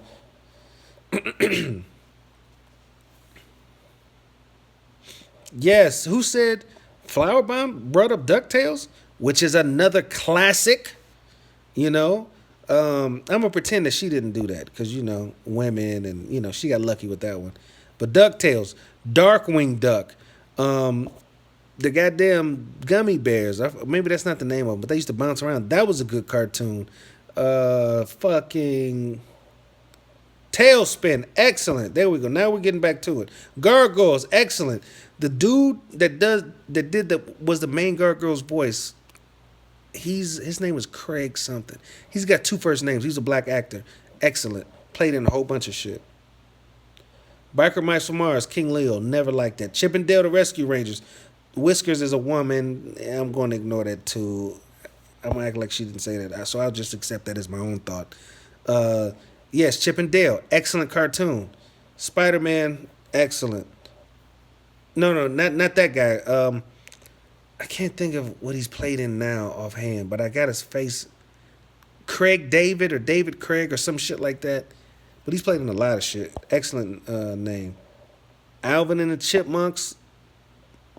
TLB, do you watch bootlegs? Beetleborgs? No, you said Beetleborgs.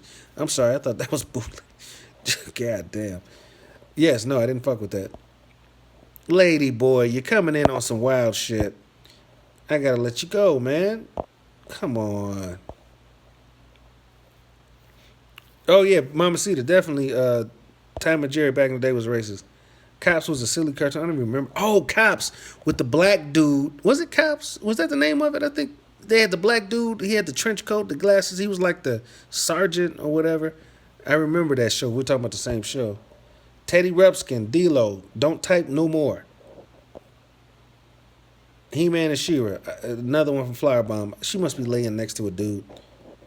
Super Friends, excellent. Ren and Stimpy, another good one. I liked it too. Even though it was weird to me, but I liked it because you Reading Rainbow. The Raven, you must be laying next to a dude too. So that's what I'll accept that. Goosebumps was the '90s, I believe. Super Lit, that's from Clueless. Absolutely not. Transformers, definitely. Goosebumps, no, I had been having consistent sex by the time Goosebumps came on. No, I didn't fuck with that. Ren and Stimpy wasn't funny at all. Ren and Stimpy was definitely an acquired taste. It was so far from Bugs Bunny and Mickey Mouse and shit. That comedy, I can see why somebody wouldn't like that because it was some shit as a kid. I'm like, what the fuck is that?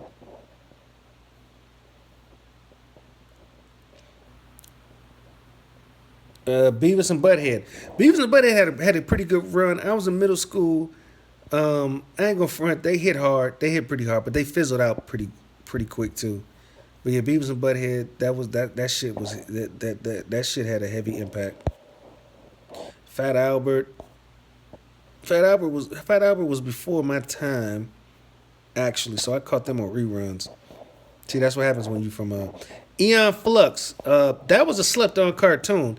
It was another one of those MTV cartoons that was wild, that was like really funky, different. It wasn't your traditional shit, but I liked the way I liked it for some reason. Where in the world is Carmen Sandiego? Now we're talking, Raven. Now you're back to some female shit. You just wrote some crap. So now that was yours. That's your original thought. Spawn. Shit, I was a grown man by when that came out, and I think '90s kids they was grown, or they was teenagers. Grim and Evil was very witty. I believe that came. I don't even know what the fuck that is. 1999. Yeah, man. I was coming in grown women by then. Silverhawks, good call. That was a great show. It was another one. Were they Space Cowboys or what the fuck was the name of that shit? They had a black character. What was that Starhawk? No, Starhawks was all white.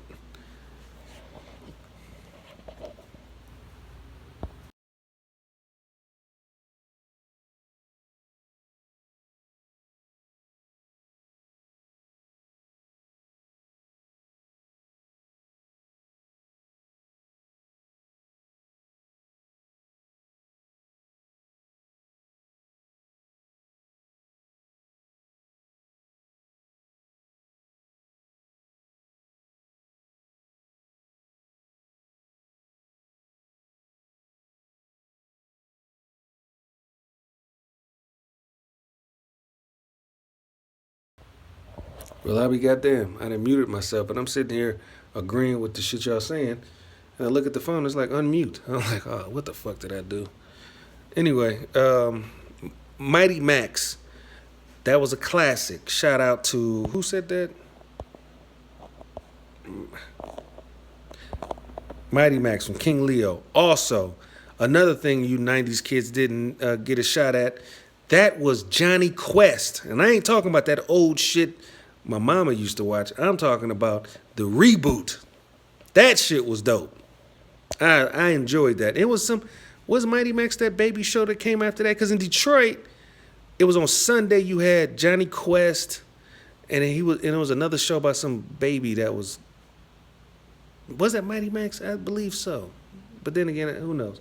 Richie Rich definitely never really got into that. They tried to reboot it for my generation. It didn't work because it was stupid. Pink in the Brain, you late. Now we're talking about now that's your original thought right there, Flower Bomb.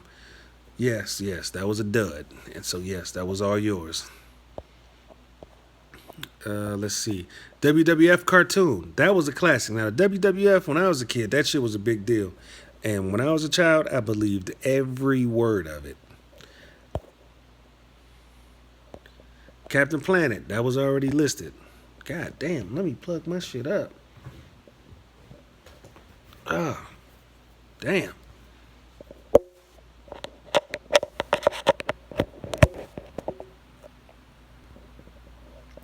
Pinky and yeah, we already said that. Gumby, another one. Thank that we got a girl in the house. Whiskers, that was another swing and a miss. GoBots. I watched it and I always felt like they were Transformer bastard children. So no, I didn't fuck with the GoBots like that.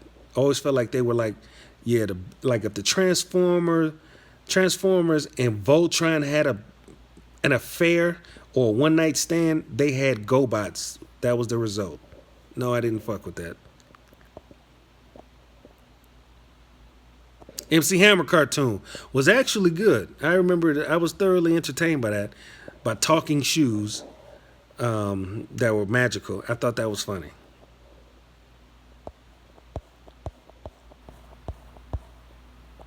Ghostbusters, the original one, absolutely. Wayne Head. What the fuck? See, that's what I'm saying, LJ. That's why you're crazy. You watch shit like that. You had who the judge? What the fuck is your problem?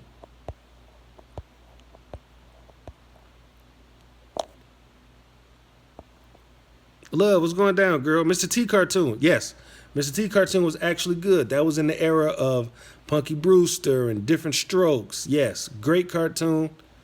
And that's another thing about our cartoons, man. Back in the day, they had a message. You kick ass all episode, then you leave with a message like, "Hey, man, eat your goddamn vegetables," or "Don't smoke crack." We had tons of messages, man. Good versus evil. It was plain to see, man. Excellent. Dungeons and Dragons. That was the one with the knight. Wasn't that a video? I don't. I'm having trouble placing that one, Hasselhoff. Love All of Me, another young fucking SOB who really doesn't have a. Young and stupid. We're talking about cartoons. She's a girl too. So her and Elm City, they're young females. Girls don't know what the fuck fun is. They are the enemy of fun. So what can they really add to the conversation, right? Because if left to their own devices, women don't know how to have fun. Because you look at them, and it's genetic. It's in the DNA. When boys are left alone, they know how to make fun, have fun with shit. When girls are left alone, children, I'm talking about toddlers and shit, they just sit there and rot. They have no clue how to have fun. And it's just, that's an unfortunate curse of being a girl. A little boy, he's gonna break something. He's gonna make an attempt to kill himself with his curiosity. Like, hey, you know what? What is this hole in the wall? And what is this metal stick here for? What if I merge the two? You see? Trying to have fun, man. A girl is going to sit there and cry, sit there and shit herself. Girls just do not know how to have fun, man. And you can tell, even when girls are around their buddies, the shit they talk about, you look at their TV shows, the shit they want to watch. Oh, man. And then we got two young girls here. And I think Whiskers is a 90s kid. Yeah, I mean, and you look at what they've even added to this conversation. Nothing but poison. I got half a mind to get all of you young girls the fuck out of here. You don't know what the fuck a good show is. You don't know what's entertaining. You got Satan City who absolutely hates Wolverine, who quite possibly is the greatest concept of a superhero ever. Healing factor. He's a murderer and he's 600 years old.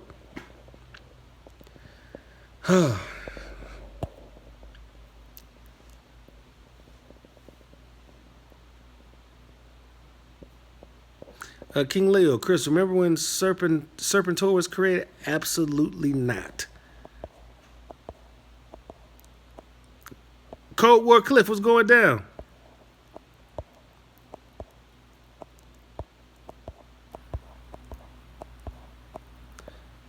Elmo's World? What the fuck?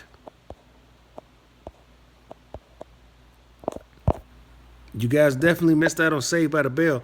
And shout out to Whiskers. Maybe, you said you're 36. Okay, so, okay, yeah, so you made the cut. I'm sorry.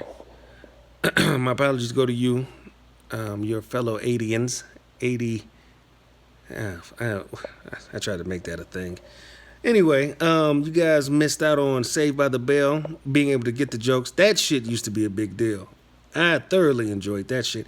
You know what else, you 90s fucking morons? You guys should have been cum stains instead of human beings. You guys missed out on Alf.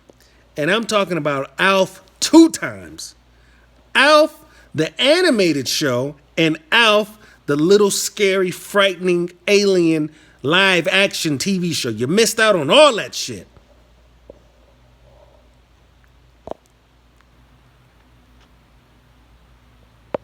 Because, yeah, you may have saw it on reruns. You may be able to appreciate it now, but you didn't see it live. When you saw that thing and you're like, shit, I don't know whether to be frightened or to find you hilarious, because I know if I saw you in real life, I'm running away or attempting to kill it. Alf, few times you saw his feet. He was a short, hairy, frightening-looking creature from the stars who had an excellent sense of humor. You missed it live. I'm talking about that motherfucker was ugly.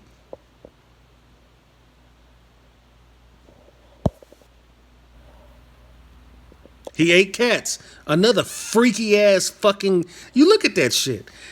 Eating cats? I mean, god damn, that was crazy. That was frightening. God damn.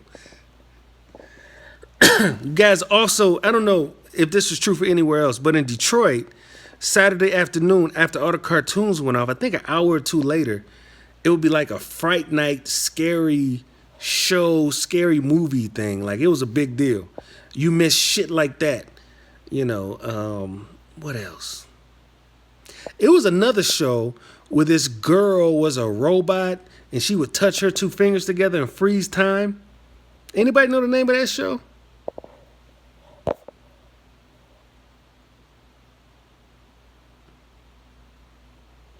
Small Wonder. That's with Fred Savage, right?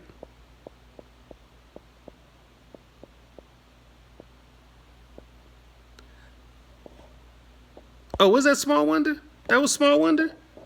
So what the fuck am I? Am I thinking about with Fred Savage is the fucking Wonder Years? See, man, you're fucking with you '90s babies, man. Y'all, you motherfuckers are bad news for the brains of us intellectual elites from the '80s. God damn. You know what, TLB? You too young for me, cause I didn't fuck with Kenan and Kel. By the time they came out, I was an adult. And no, hell no. I was fucking skipping school in college. Kenan and Kel. Fuck no. That's way, man. Hell no. Are you crazy? I was fucking trying to plagiarize a fucking paper in college. Hell no. I was too busy actively citing my bibliographies or putting my bibliography together. Something that Lamar still doesn't fully understand. Oh, we got, see, you guys, look at Love All of Me. See, before you came, Love All of Me, I was talking about all of the mental deficiencies all you 90s babies have because your parents grew up in the 80s and they were smoking big crackus rackus. And the way you just tried to spell Sailor Moon, you spelled Sailor, Salon, Salon, and that's proof of, your low birth weight and your addiction to drugs when you entered this world. Clueless says, Chris, did you ever watch All That or Drake and Josh? All That sounds familiar. Was that a Nickelodeon show? Oh man, you guys, 90s numbskulls. You didn't catch, oh man, I had the name of that show. You can't say that on television on Nickelodeon when they would say a word and the green slime would pour on them.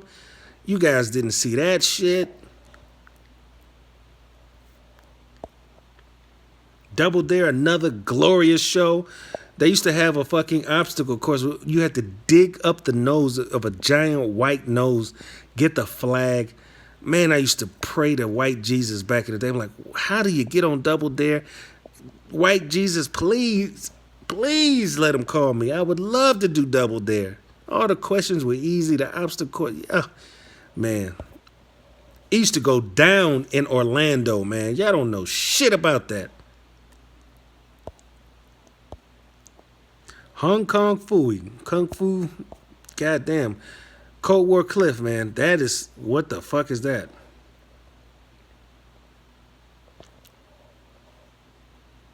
King Leo. Anybody born after 86 is a crack baby and was born with AIDS until I see paperwork prove otherwise. King Leo, I agree with that statement. You got to up that to 1983. That's got to be the cutoff. 78 to 83. Anything after that, man, get your young, old ass out of my face. Romper Room. I don't recall that, Tauntaun. Let's see. Clueless. Green slime has always been a thing on Nick. Lizzie McGuire was absolutely had an African American teacher as a good role model. I didn't see that.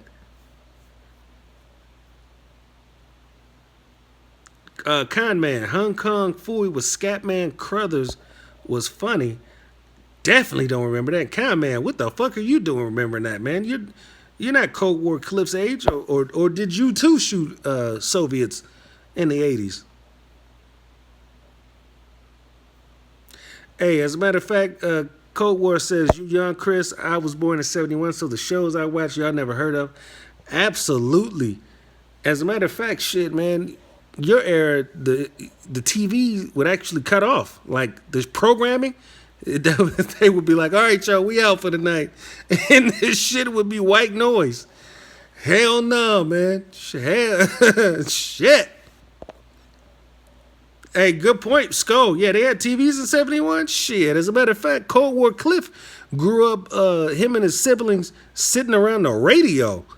And that's when they would do them live shows, them cops and robbers. All right, look, get out of here, see? Yeah, man, get the fuck... What?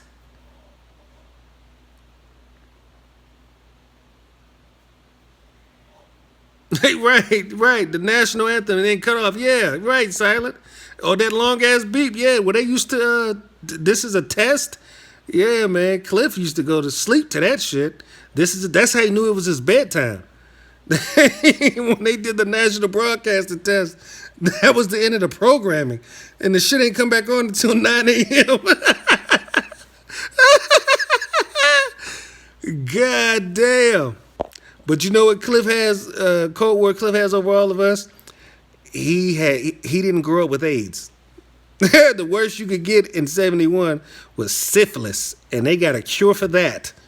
So Cliff didn't grow up with no type of epidemic and diseases. So that's the feather in his cap. You know, and truth be told, the '70s, that 10 years is arguably the coolest time for Black America. Like that set the tone. You know, we may have, but again, I'll trade AIDS for 24 hours of TV. You know, call me crazy.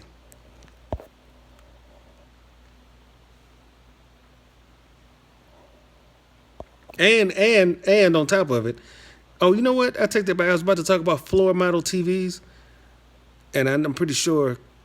Yeah, I had floor models. So floor models, it ain't funny.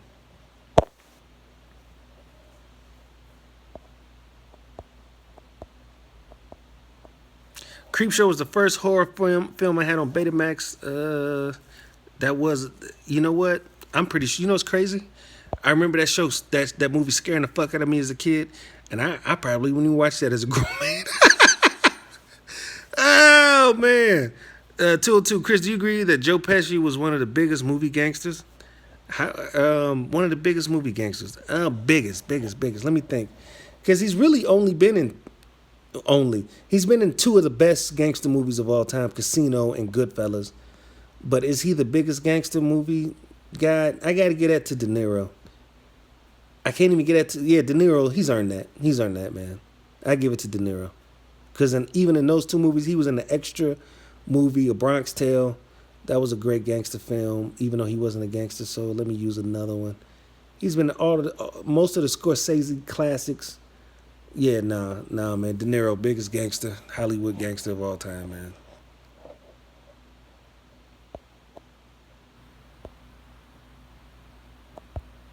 Okay, all right. Thank you, Isabel.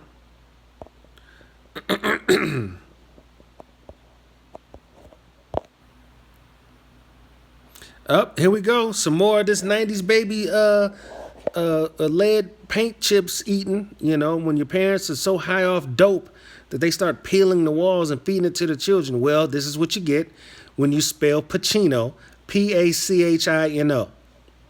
I'm telling you, man, it was a ton of crack in Love All of Me's household as a youth, and that's a Joe Pesci line. The two youths. Oh man, hey, listen, man. $4,000 to the man who can tell me where I got that line from. The two youths.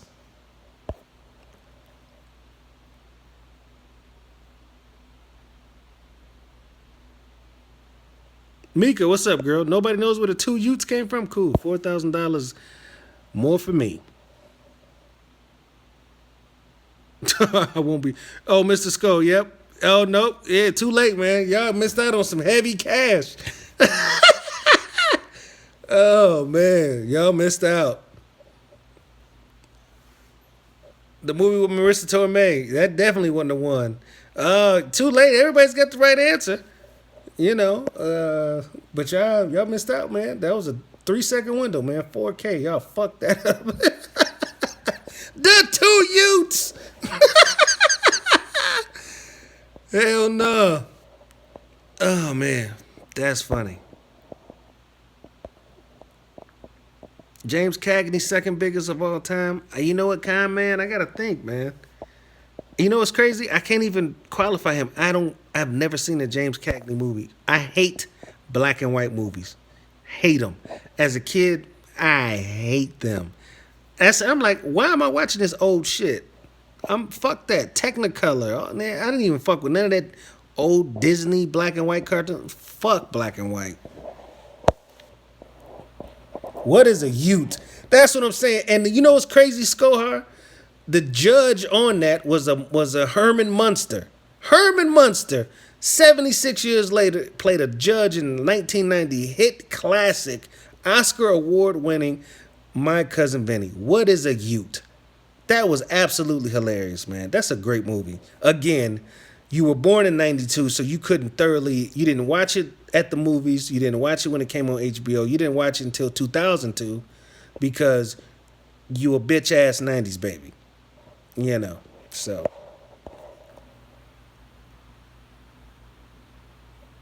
where did this come from? I wanted them alive, if possible, if not wasted. Cliff. Is that some? Is that from Shaft Goes to Africa? You old show watching motherfucker.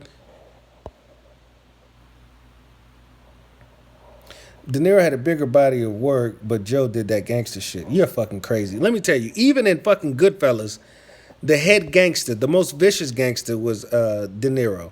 All of them bodies that piled up, that was all De Niro's. Again, lead based, paint dwelling 90s babies, man.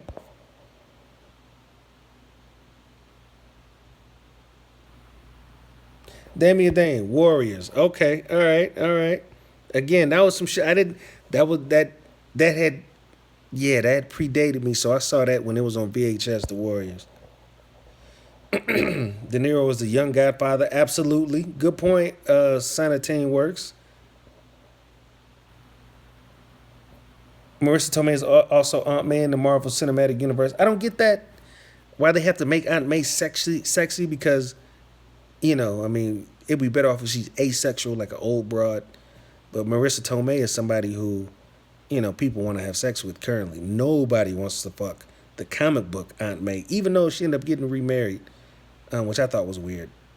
She's old. Leave that vagina alone.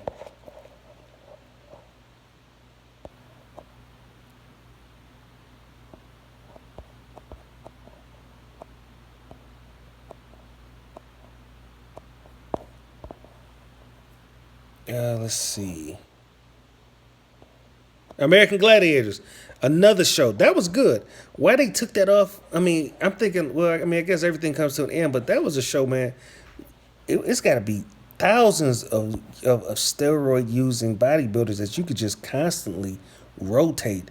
They had dog ass names like Laser and Skull Crusher, shit like that. That shit was great. I enjoyed that shit right after wrestling.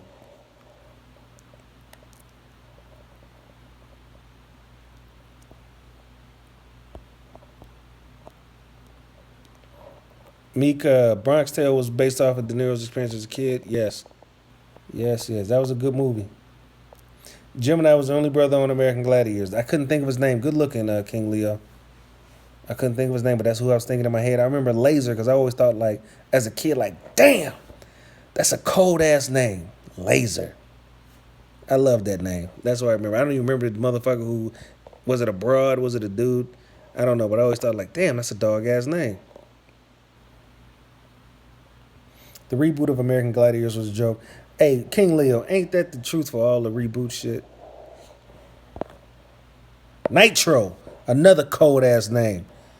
Yeah, man, the original Gladiators was great. Here goes Satan City. Goodfellas was a cold mob movie. Thank you, Captain Obvious. Who the fuck doesn't know that? And oh, here we go. Some more 90s babies. Listen, they invented spell check in the 90s.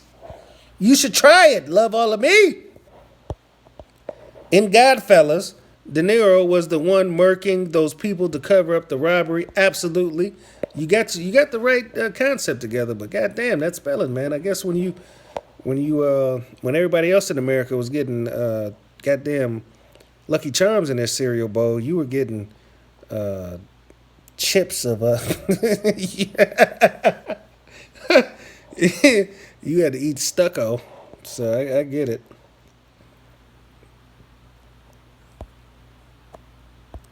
Let's see.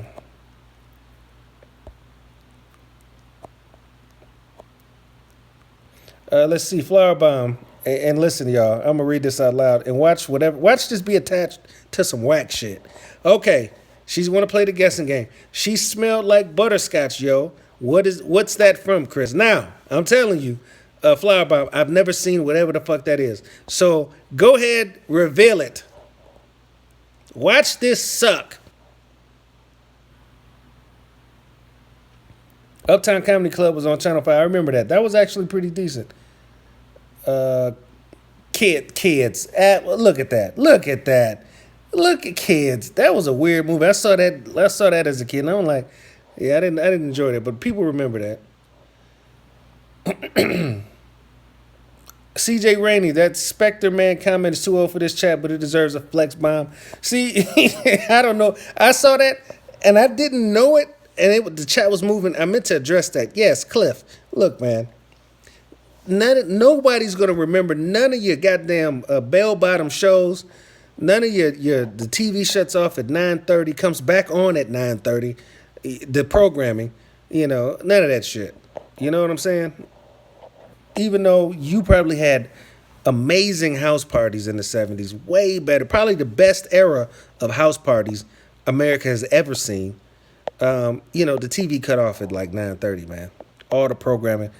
There was no, I mean, come on. You didn't have VHS. You didn't have, it was either the movies or the news. You guys had it fucked up. But your house parties, nobody died at, so, you know. But I'd much rather have, again, 24-hour TV, AIDS, unnecessary murders than, not being able to watch TV at 10 o'clock, man. So, call me crazy. Right. Right, too. Cliff was watching MASH as the episodes drop. Yeah. And fuck MASH. Faux life. It's in my will. My daughter is not allowed to watch MASH or enjoy MASH or acknowledge MASH. I hate MASH. Hated it as a kid. And I knew all the good shit was off because I would hear that dun-dun-dun. Even though that's a cold instrumental, but as a kid that signaled time to get the fuck out of here. Fuck MASH. Fuck that shit. I hate that show. Hate it. As a kid, I hated that shit more than the news. Hated it.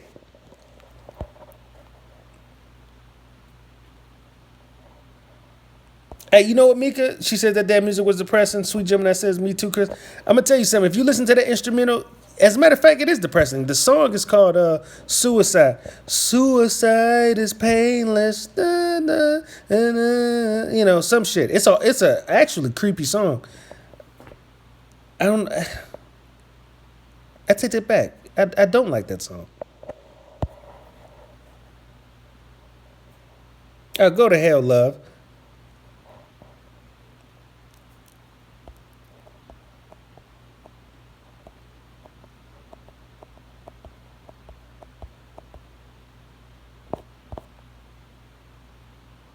Full Metal Jacket and this is from Silent. Full Metal Jacket and Platoon were great movies, absolutely.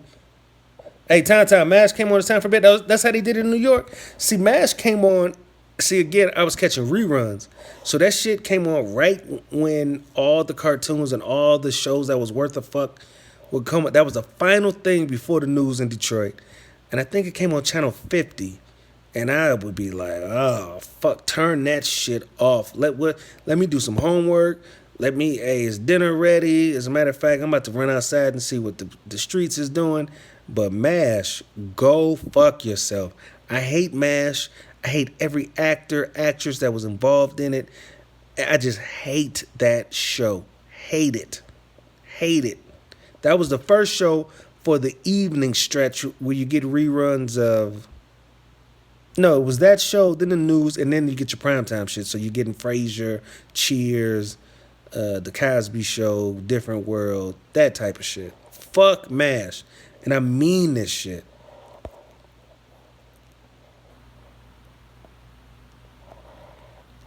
Chris, can you still repeat this Care Bear song? Never was a big fan of Care Bears. This is from Mr. Skull. Didn't fuck with the Care Bears. Didn't fuck with My Little Ponies. They did one little movie that they did that I watched as a kid when, was it the Care Bears and My Little Ponies came together? But I remember it was a drought and like the whole planet was dying or some shit.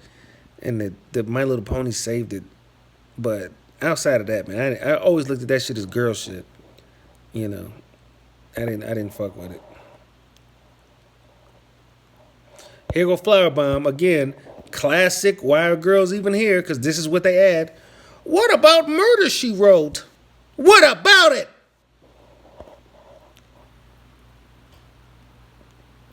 Garbage Pail Kids, hilarious. Especially the cards. Especially the cards. When you can collect the cards and you get to see like there was a whole goddamn like they made a character that was that her whole power was snot and boogers. Garbage Pail Kids were fucked up. Darren, what's going down, dog?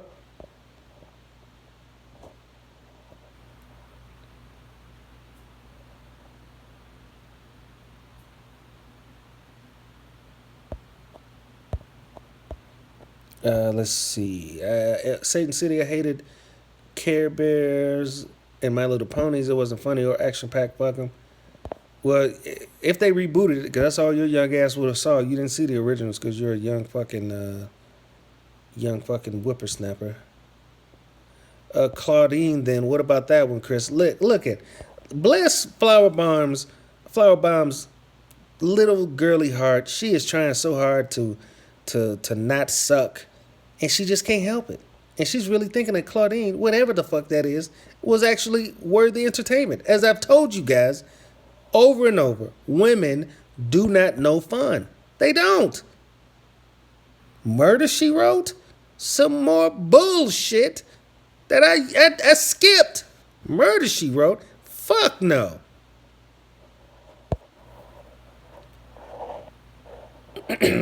Street Fighter 2 was the arcade game of the century. Picard is correct. Street Fighter 2 is the You know what, man? That's a worthy conversation. I would have to of the century. It's still around. I am personally attached to it, but is it the game of the century? That's a whole nother show. There's a lot of games out there, fighting games anyway. Because game of the century, it's hard to jump over Mario Brothers and Sonic. Game of the century, I don't know. That's a whole nother show though. Oh, Con-Man. Con-Man took that personal. You mean Pac-Man? That is definitely might be king of the arcade games. Pac-Man. Mortal Kombat. Mortal Kombat, absolutely. That's what I'm saying. No, I mean Capcan. We got that's a whole nother show, man. Absolute Raven. Again, this must have come from whatever man that's giving you these answers. If you've never played video games with a single joystick, you haven't lived. That's not something a woman would say. I'm sorry. You can't fool me. So I know he's feeding you these lines. Shout out to the dude that told you to type that. He's correct.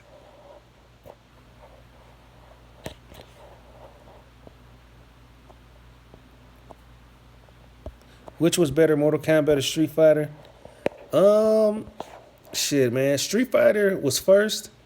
Street Fighter was super duper racist. In the original arcade thing, I think I've told you guys this before. It was they had a fighting scene between an Aryan and a black dude, and that white dude clobbered that black dude, and it was in slow motion. And it was in 8-bit. It was slow. He punched the fuck out of him, knocked him out. This was an Aryan. I'm talking about Hitler's dream. Blonde hair, blue eyed, just in his little stance, and the nigger never knew what hit him. Pow! But Mortal Kombat's impact was bigger. So I got to give it to Mortal Kombat. Because after Mortal Kombat, games became a lot more realistic. You know, even though Street Fighter is the father, I guess, of fighting games, I guess. But Mortal Kombat is to video games what West Coast rap was to rap music. Like, yeah, New York is the father of rap music, and it had its, it started that shit. But when that shit moved to California, it took on a whole nother vibe, and it's its own thing. So Mortal Kombat changed the landscape of video games, period. Because not only can you punch somebody and see blood, you're shooting zombies and seeing blood and all that other shit. So Mortal Kombat might be the king of all fighting games because it just took shit in a whole nother level.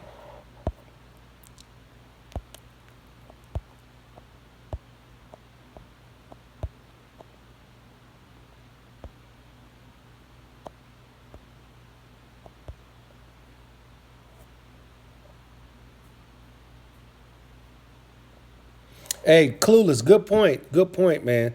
And I'm glad you took time out from duct taping and dismembering that young male child in your bathtub. But yes, Mortal Kombat is responsible for the video game rating system that we have today and that we will have for all time. So yeah, ain't nothing fucking with Mortal Kombat, man. Talk about that shit hit the planet. Mortal Kombat is the comet that hit the planet that we went from dinosaurs to actual human being to mankind. It changed shit. Dinosaurs were first and all of that, but when that comet hit, mankind took over the planet and shit has changed forever. Mortal Kombat, man, there's no question. Hands down. Hands down, man.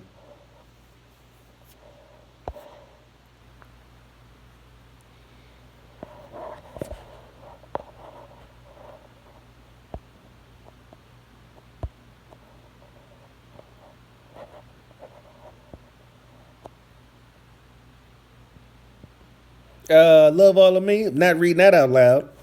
Young, no good. Let's see. X-Men on Sega, silent.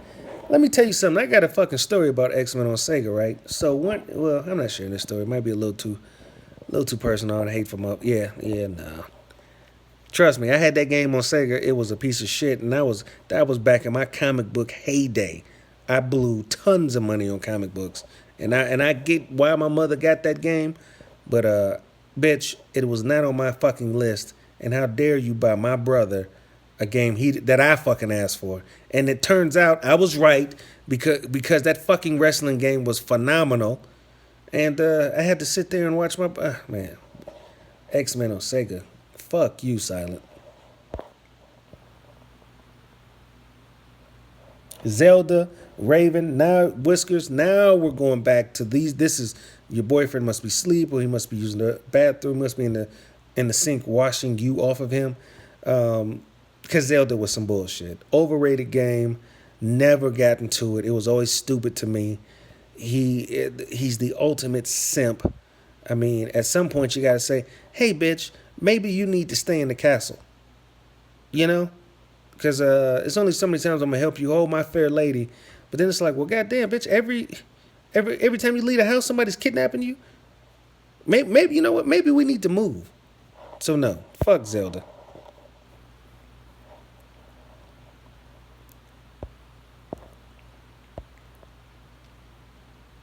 Mario is the ultimate simp. No, well, he may be the father of all simps, but Zelda has got him beat by a long shot. And trust me, if I'm not mistaken, those Zelda themed games triple the amount of the Mario brother thing. Like Mario has more games, but as far as Mario rescuing the princess, he does. There's no way they don't have as many. No. Zelda. Every time he laces up them elf boots, he's out there saving that broad who's clearly the princess on Zelda is just like what was Robert De Niro's girlfriend's Ginger was Ginger on Casino, a bitch that loved trouble, but Zelda and De Niro just had to rescue them, and it's like, look, man, the bitch likes whiskey and dicks in her mouth, let her live, man. You just got to accept it, man. The hoe is a hoe, man. Stop saving the bitch. She likes it.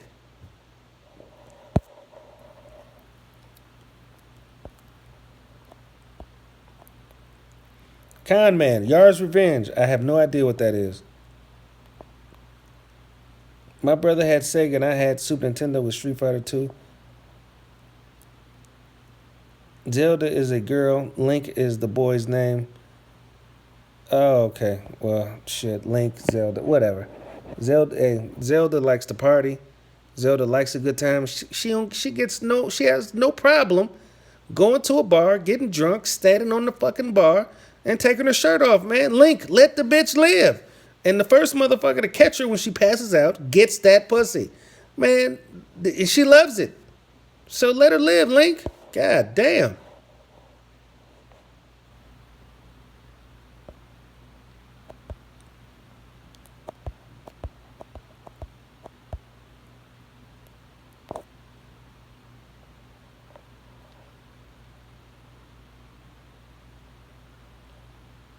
Silence J. Chris, can you guess the monkey's favorite cartoon and where he got game from? I'm stumped. Clueless says, Chris is the dude to leave a... Whoa, not reading that. Fuck you. Super Smash Bros. I remember that title, but yeah, by that time I had put the joystick down. I never played that. Pepe Le Pew? Pepe Le Pew. Oh, you talking about the rapist skunk. Yeah. Pepe Le Pew, boy. He didn't take no for an answer. Shit.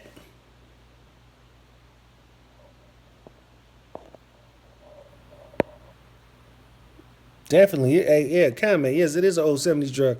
But you know, Wolf of Wall Street and Bill Cosby resurrected that drug. Let's see. Love All of Me. Am I going to read this? Because I see that Love All of Me has joined the Satan City not going to read this out loud club. So let's see. Oh, okay, okay. Yes, you are a proud member. Damien Dane, Metroid. No, I never was into Metroid, and even though he was a big deal and everybody else, I just never fucked with it. I thought that game, it just didn't. I couldn't fuck with it. Whiskers. Pepe was uncomfortable to watch. Yes, absolutely.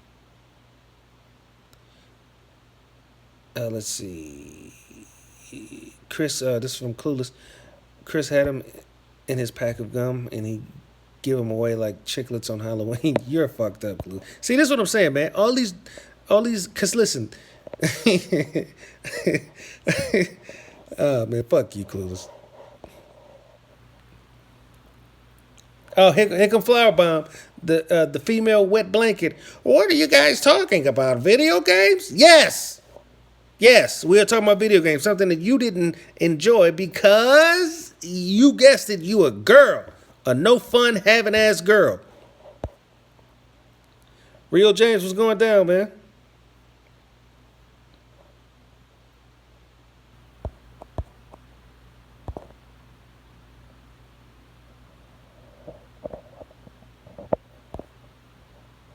Oh man, ain't shit Rio. Shit, man. You know, just up here talking random shit, man.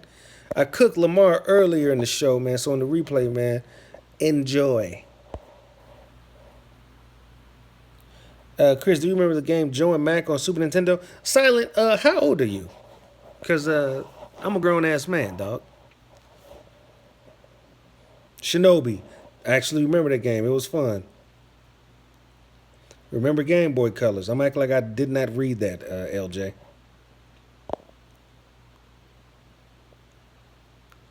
Kirby coming out. See Kirby, the little fat pink little cartoon. I did. What the man? I looked at that. I'm like, man, are you fucking crazy? The covers of the video games I played was that real shit. It was white men and all their white male fucking fantasy of bravery. Either they were about to shoot some shit, currently shooting some shit. They were about to jump kick some shit, roundhouse some shit. Those are the covers of good video games. Contra, Double Dragon, etc. And you motherfuckers are talking about some little pink, stupid, fat, bloated cartoon? Fuck y'all.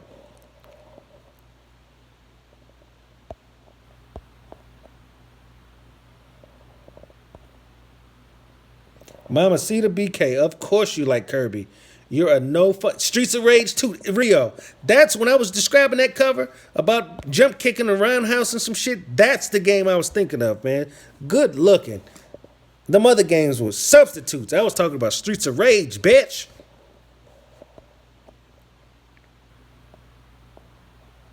Joe and Mac with two cavemen brothers that killed dinosaurs. Silent J, what the fuck is your problem? Altered Beast, another classic. What was on the cover of that? A white man transforming into a wolf. That's good gaming. You didn't even have to fucking look at the back of that. Give me Altered Beast. And you motherfuckers is talking about some stupid, fluffy, dumbass pink cartoon. Get the fuck out of my face. Fuck Kirby. Chris, what about Killer Instinct? That's from Mamacita. Killer Instinct. Truth be told, in all transparency, I did not fuck with Killer Instinct. I thought it was a Mortal Kombat knockoff, and I was more interested in Virtua Fighter and fucking Tekken and shit like that. Did not ever fuck with Killer Instinct. Never liked it. As I've grown up, I can appreciate what it meant to other people, but I always said, it's a knockoff. I'd rather be Sub Zero.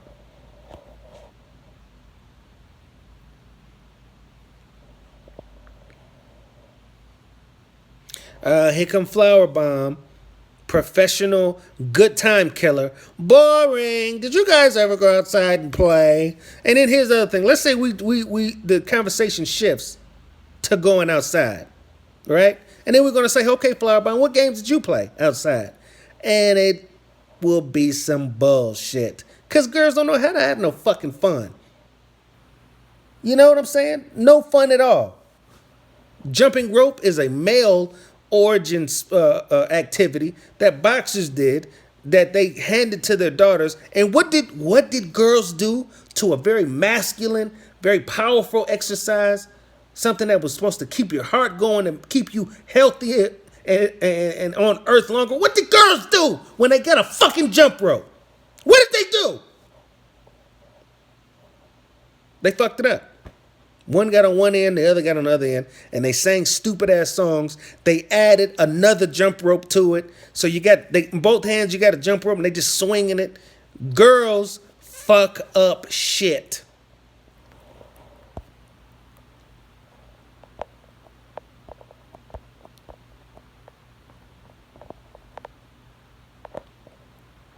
Yeah, man. Yeah. Double Dutch. You sitting here, all of these fucking boxing greats, all of them jump rope to go into prepare themselves for gladiatorial combat. And what the fuck do girls do with it? Stupid ass songs to the beat of the fucking rope. Stupid.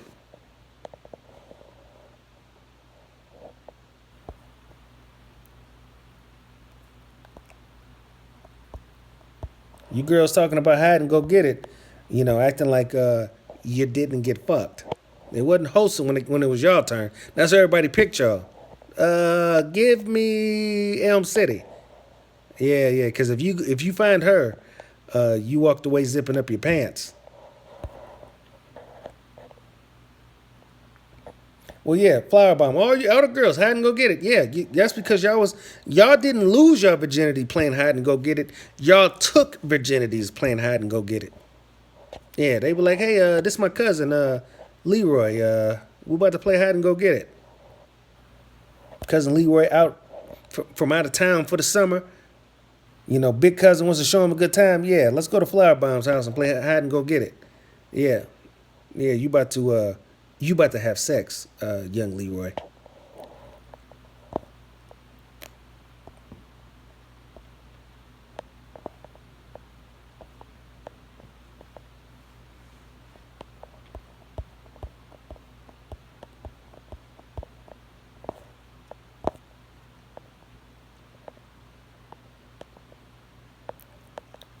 I was a kickball, football, soccer girl. Sweet Jim, you know what? Given your personality, I believe that. But given your gender, I bet you sucked at that. And then kickball, soccer, those are shitty sports. So not only did you play it, you were shitty at it, and you were playing a shitty sport. And you couldn't help it. You're a girl. And you take fun and you throw it in a microwave and you put it on 60 minutes, unchecked. And when it comes out, either you've destroyed the microwave or you've destroyed fun. But either way, man, yeah.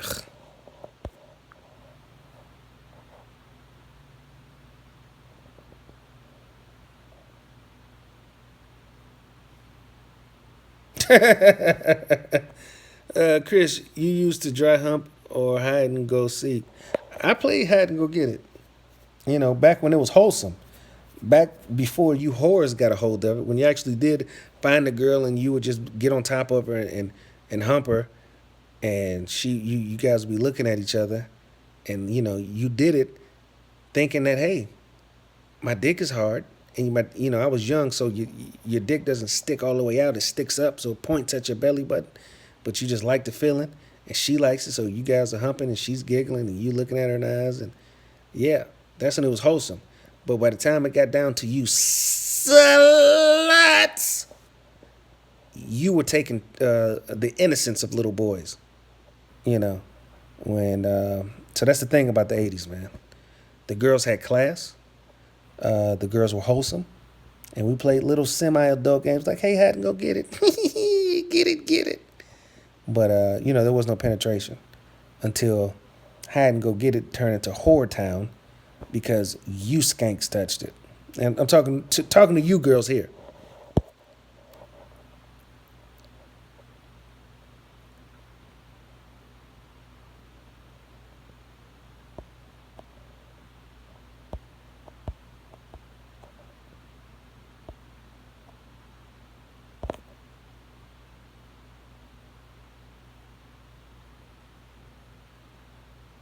Yes, damn it, damn. Shame, shame. Listen, and I'm giving you guys the Game of Thrones shame, taking away our childhood. Shame, shame, shame. You skanks just can't keep it in your fucking pants constantly. Hey, it'd be your idea. We all walking to the store, walking to White Castle, fresh off of reading the Bible and drinking milk. We walking past y'all on the porch, pussies bubbling. Hey, you guys, what do you guys about to go to White Castle? Then after that, we're gonna go feed the homeless. You're like, hey, you guys want to play hide and go get it? Hey, why not? Because we thinking hide and go get it is some type of a Bible adventure. And come to find out, you girls are showing us your little twats and pushing us inside of you. Oh, stop being skanks, little whores.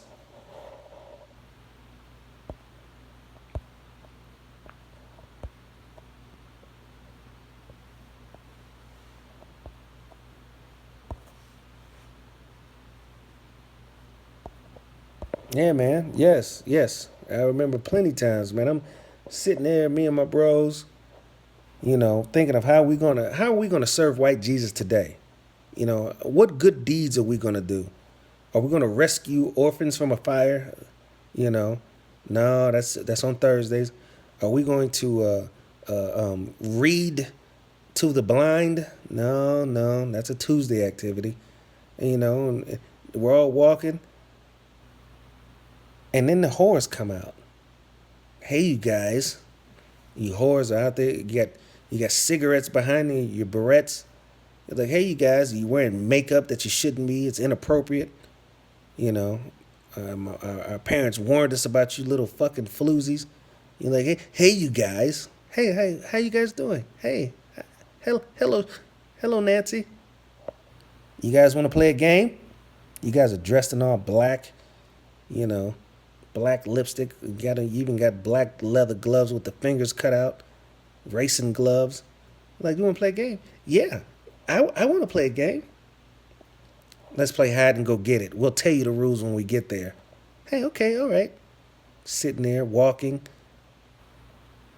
singing slave hymns, or you guys are, lighting your cigarettes, positioning your underwear because your pussies are on fire. And we're sitting here thinking that we're about to do God's work, and you little fucking no good fucking trollops force us inside your little, well, used to be little. You guys have been whoring so long that your vaginas are full grown, and it changed us. So you take your hide and go get it. You shove it up your sister's ass. Now, who can tell me where I got that from? I tell you, Joe Pesci said it. You take this card and you shove it up your sister's ass. Oh my God. Oh man. Oh man.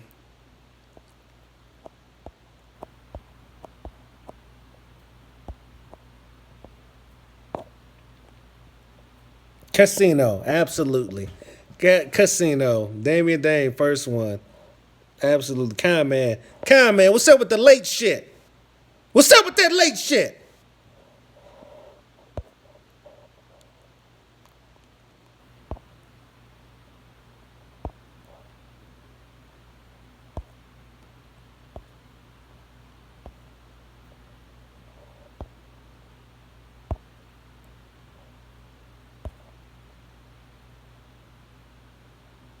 Calm man, I forgive you. He said it's been a long day, been up 16 hours. You are forgiven.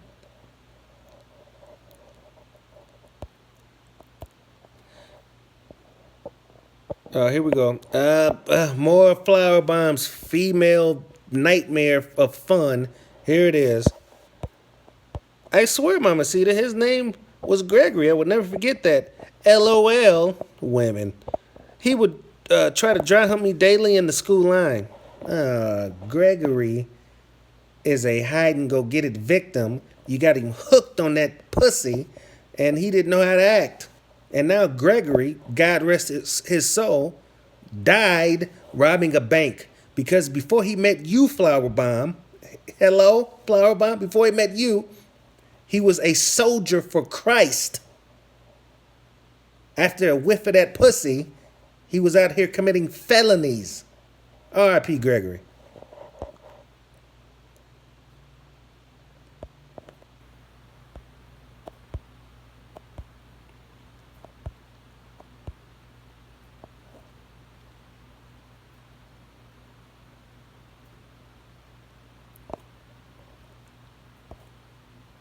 Look, love, young, 90s girl.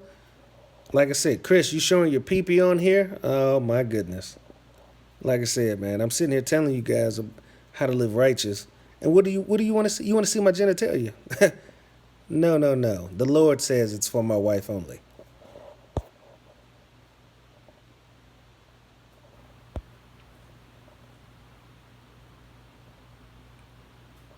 Keisha Ray, that's what I'm saying. Why you do that to Gregory, Flower Bomb? Exactly. Now we want to sit here and act like Gregory was the aggressor when Gregory was just simply responding from a summer of pussy he didn't fucking want.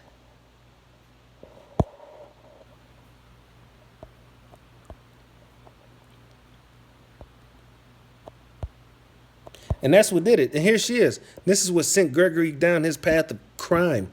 I tried everything Mama Cita, he wouldn't stop. I had to eventually tell my parents because I didn't understand what the fuck was wrong with him. See, another women killing fun. She lied, got Gregory thrown into juvenile hall, and the rest is fucking history.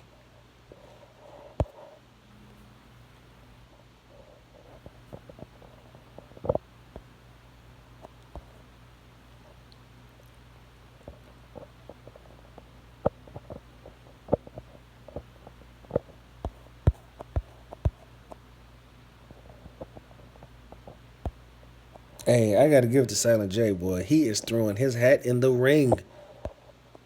If you female, he is like, what is up?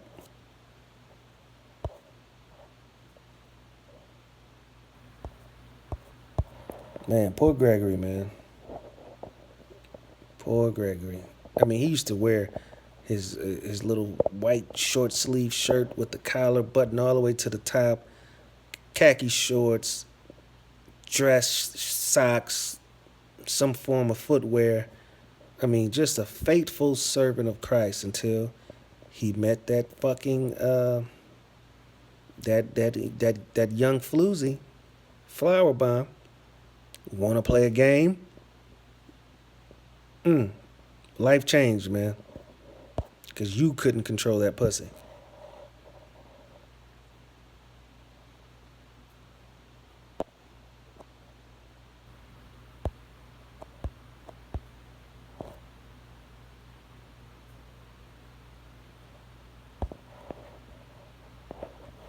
R.I.P. Greg. You're gone but not forgotten.